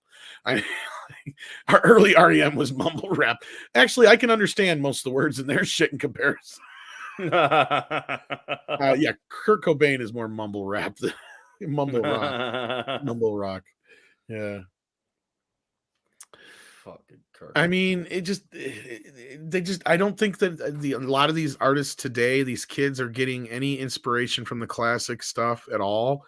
They're using too much auto-tune. It's too easy. Anybody can. Pro Tools. Yeah, Pro Tools, click tracks. Don't get me wrong. Like, I get the idea of the click track because it's meant to be a metronome that's supposed to bring a tighter performance. But the problem is that, yeah, sure, it makes the playing tighter. But the thing is, you lose that raw energy, and that's lost on the albums, because nowadays most people, like especially drummers, they play to a click rather than they just play live and raw. That's definitely a lost element, because seriously, like, put out any drummer who's been around 20 plus 30 plus years, listen to the way they record now versus the way then, even not just take out the digital production argument, but the way they record the drums, everything's just way too humanized now. Well, you're not wrong. Sounds less organic. I always, because I'm a drummer, and okay, so you would know when about I the metronome went into and the all studio, I would always mic my drums a very specific way, but my drums were also very padded because I don't like the residual sound you get from the drum head when because it has that ring afterward. Yeah, and so I used foam insulation right up against the drum head inside the drum, and then put the mics right under the drum. Because I always took the bottoms off my drums so I could get the sound coming out, which was great when I went into a studio and I used to create loops of my drums so I didn't have to play all the time, and I could focus on the other instruments that I was playing when I record. But drums have to have that real sound for me. I can always spot digital drums. Well, loops have always been a kind of a part of the industry. That's nothing new, but what is? Yeah, but there are my loops. Yeah, exactly. That's just it. The human element is missing, right? Like, that's the thing, is we have too much of this stuff that's just pre-produced. And that's kind of the joke of some of the newer stuff I've been doing. I used to write music from top to bottom. The only thing I'd sometimes use, or most of the time would use, that was digital in quotations, was basically the drum tracks, because it's just so much easier to find a drum track, because I don't have a fucking drum set. Well, Acid, by Sony is a great program. Exactly. Like, there's tons of other stuff. Want to write something quick. Yeah, but the rest of it would all be me completely from top to bottom, a human doing it, right? And that's the part that I think is missing complete, because you listen to even some of the simplest shit that some of the artists did and go back and listen, and it's just like there's great videos out there you can find where somebody just tore down Billie Jean, for instance, speaking of Michael Jackson, because Brian kept bringing him up. And you'd be surprised at how very few elements are actually in that song and how strong it sounds in comparison. But then you listen to some of the shit now where there's just 30 fucking tracks of shit compared to Billie Jean, which literally had like maybe 10 at the most, I think, because there's 2 bass lines, the drum, Michael's vocals, the backup vocals, the guitar, the keyboard, and the orchestra. That's it. So that's 7 tracks. Or 8 tracks. 8 tracks. So it's an 8 track. Yeah, it's an 8 track. That's all they had. And they made that sound like it's fucking huge. And the whole thing is they worked on that song so much that Quincy Jones says, I want people to know that song the moment the drum beat starts. How hard is that? How many songs can you name just from the fucking drum beat? Not many. And that's one of them. And that just shows you how much they went into making sure that this was a unique sound, and you lost that. Like, we've heard the same drum sample in 500 fucking songs. Preach. I just shared with you, Tom, the link to one of my songs that opens with drums. And it's multiple tracks of me on a snare where I wanted it to sound like a marching band. Well, while I'm bringing this up, Toxic Man Flu here says, you know what happens when you backwards mask a country song? Your wife comes back, your dog comes back to life, your truck fixes itself, and your beer refills along with your whiskey. Who said that? I've heard that. That's good. I swear I've heard that. Some comedians say that before. Oh, that's probably one of the 3 redneck comedians.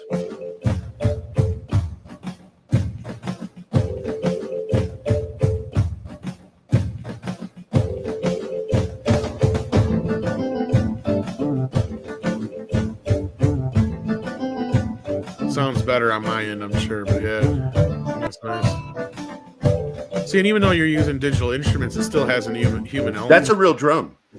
Yeah, but I can tell, like, from the keyboards are they're not synthesizers but analog.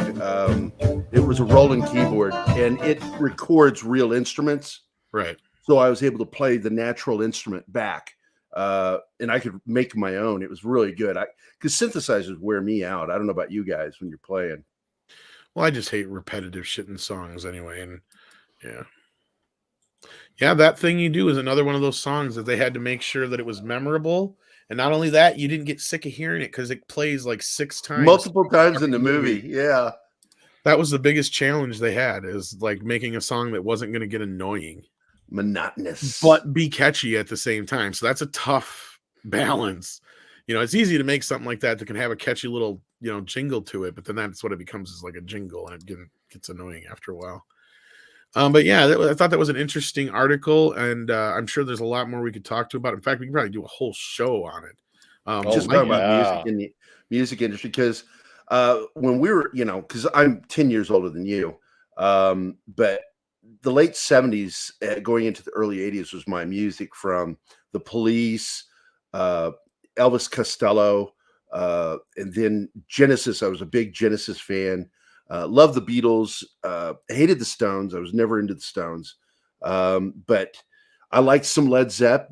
I was into Pink Floyd and David Bowie. And then the 80s hit, and we started getting synth new wave music. And I started getting into that because I was teaching myself to play keyboards back in 1980. I was 16.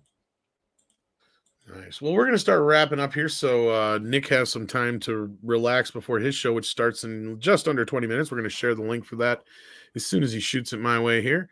I'm going to try and hop in here a little bit because we're going to talk some Bad Boys. I saw that movie in the theater like 3 times. Woo! Nice. Yeah, Bad Boys is, this is the one I've been wanting to do for a while. So Mike Lowry. Dude, I have been saying that shit all day. I rewatched it twice this week. Lowry. Lowry. I feel bad because I didn't watch the last film. I need to get around to it. I own it. actually 3 is heard it pretty was good. I liked heard it better good. than 2. I didn't care for 2, but 3 Mhm. retroactively made 2 better. So Isn't that funny how that happens? But yeah, I guess while we're talking about Toxic Tuesday, in a few minutes I'll be doing Toxic Tuesday with our usual suspects, talking bad boys, and I did some funny comedy based videos. One of a Mickey Mouse rant and one of the Circle Jerk Fest that is the Oscars. Check those out. And I also have a comic shop talk panel I do on Friday nights, and I yell at Park Cars at Comics Division on Monday nights, and sometimes I appear on here thanks to Mr. Tom Connors. So anyways, chat, thank you for being here. It's nice to see all the awesome faces. And Tom, thank you for letting me on. And yeah, please give me a look and see if you like what's on my channel. Yes, that is a Hawkman cover back there, Kevin Streak. I'll see you guys all over on my channel in 17 minutes. Yeah. Thank you. Yeah, I'm already waiting in your lobby, so hurry up. Well, we're glad to have you like April now on Tuesdays, Nick. It's awesome. Mecha J says, when can we get a Mead music channel? Well, we have Mead Radio already, but I get what you're saying here. This has been a very good discussion. Mecha J, make it honey ho. This is something we've had on the agenda for a while, but we have. I mean, I'd be down to do a show once a month on this channel, going through each decade, and we can rotate other people that are. Honestly, expert. that's probably the way it would start first because, like as Mike will tell you, we have so much. Yeah, once you get into Peter Gabriel and Genesis, I definitely want to talk. But as Michael will attest, like we have so much going on all the time that we have so many burners going that to add one more thing to the mix could just. We're already far behind on so much shit. We need to do a member stream before the month ends. Exactly. Like there's just little things like that. It's already the 15th, and we got to do a member stream, by the way. And we're still working on a few coming things, soon, everybody. This is definitely something that is hopefully on the cards sooner than later, though, Mecha J. So stay tuned for that. And then Adam Mulford says the major problem with music is that every note and instruments are limited in making new sounds, but with machines making music, it kills creativity. Yes, indeed, Adam Mulford. And the first part, that's why I don't like half the excuses that article has. And maybe we'll break it down in a bit better, more elongated, more relaxed stream maybe this weekend or something like that. I don't know.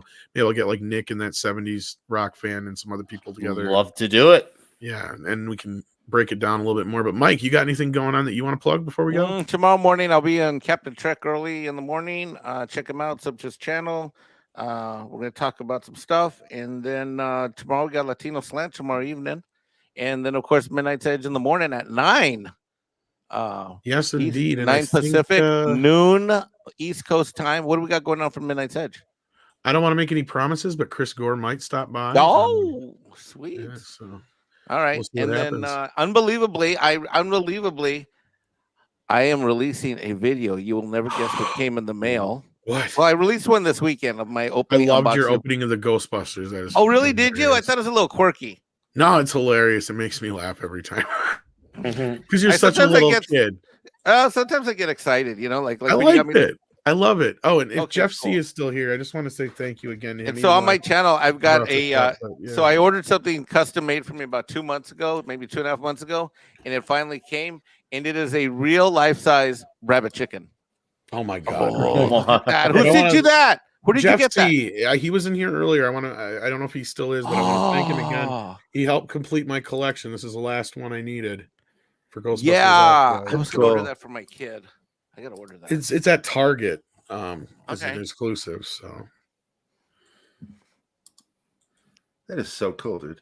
So that's what's going on. I want to thank Jeff C again for that. So thank you, Jeff C. If you're still here to hear that. Sorry to get to that sooner, but Gary, what do you got coming up?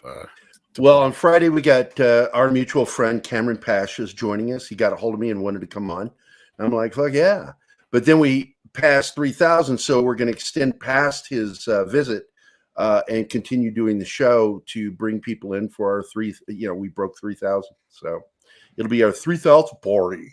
Yeah. Ooh, and I, of course, hope you guys can all drop in. I'll send invites to all you guys. Yeah, when is it?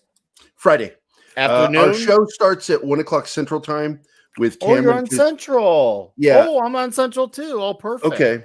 Yeah, and we had to start early because his work schedule. He couldn't go past a certain time, so he asked if we could bump it to 1 o'clock. And he'll stay for at least an hour and a half, most likely, and then we'll just continue the show and just have all our friends on. Yeah, you, Tom. Hey, I'd be glad to drop by. Oh, That'd wait, be great. he has a Fisto off camera. What is he? He's talking about from He-Man, right? Fisto. Yeah, there you go. I'd really like to fist that. Not only do I have a Fisto off camera, just in case he needs somebody to fight. Oh! He smells good. You know what sucks? He does not still smell that much like the old one. Remember when you get the old one and him and Moss Man would stink up your whole fucking toy box because it smelled like patchouli and this motherfucker. And Patchouli? Yeah. Well, that was Moss Man. He smelled like fucking patchouli. So, like your dad would walk in and be like, "Who the fuck is smoking weed in here?" I know. Burning some patchouli. It's like, no, Dad, it's Moss Man. It's Moss Man and You know, Mossman just has that smell. He's got that scratch and sniff patchouli smell. Yeah.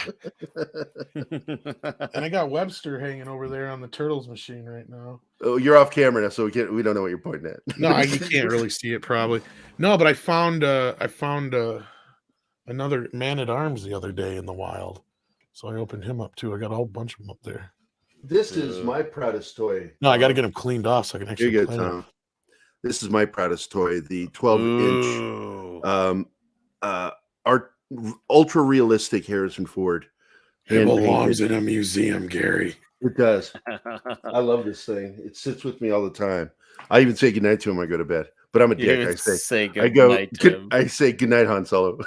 Nana Mulford says, for thousands of years making music, there is some type of music that hasn't been used in hundreds of years. When was the last time you heard medieval bar music? How crazy would that start here? You know, you're right, Adam. And sometimes that's what it takes to kind of reinvigorate a music, is to introduce something that has never been mixed with Just something go to else any before. Red Festival, brother.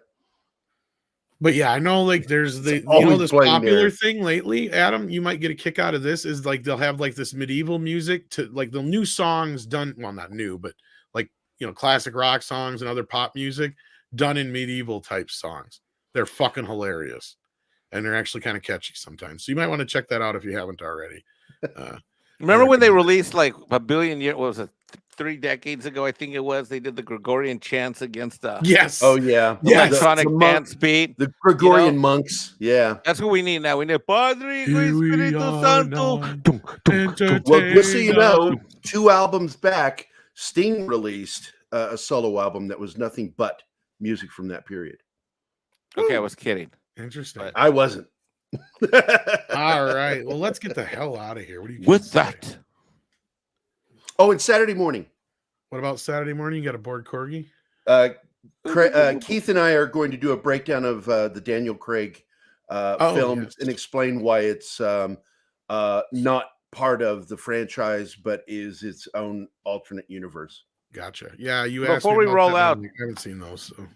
Dash Attack said that he wants us to announce that there's. Oh, we got member chats. That reminds me. Oh yeah, let's do that before we go. What about Dash Attack though? Before I get to these, I gotta get going. But go ahead. Yeah, go ahead, Nick. Nick, I'll see you over there. Nick. I'll send you an invite for Friday. I'll be there. Thank you. See you, buddy. What were you saying, Mike? He must have sent it while I was away, and then I logged out, so I lost all the members. Well, Grant Gregory had one for 2 months. Okay, you got that one. And then Dash Attack said that if you can't tell the panel, there's a BioShock movie coming to Netflix. Okay. BioShock, really? That's what he says, and he's always right. Dash Attack, if he says it, it's supposed to be happening. I mean, it's coming to Netflix. I'm automatic like, but they still managed to put out some good stuff. So actually, I think that's. Oh, we had Cardinal Sin. You got the. Did you get the Cardinal Sin one too, or no? No. Okay. I lost all when I signed up. Says Hail Mead and Mexican Iron Man. Hi. All right. And I think then we are caught up because this is not a. Then we got Grant Gregory. You got that one. This is you talking to me. Maybe they should rename it from BioShock to BioWoke. Yeah. Okay. I think Arcane was good. I think we're good. All right. Thanks so much, guys. It's been awesome. Yeah, it's Thanks always for having fun us. hanging with you guys. I got 5 pieces of candy. I got a chocolate bar. I got a quarter.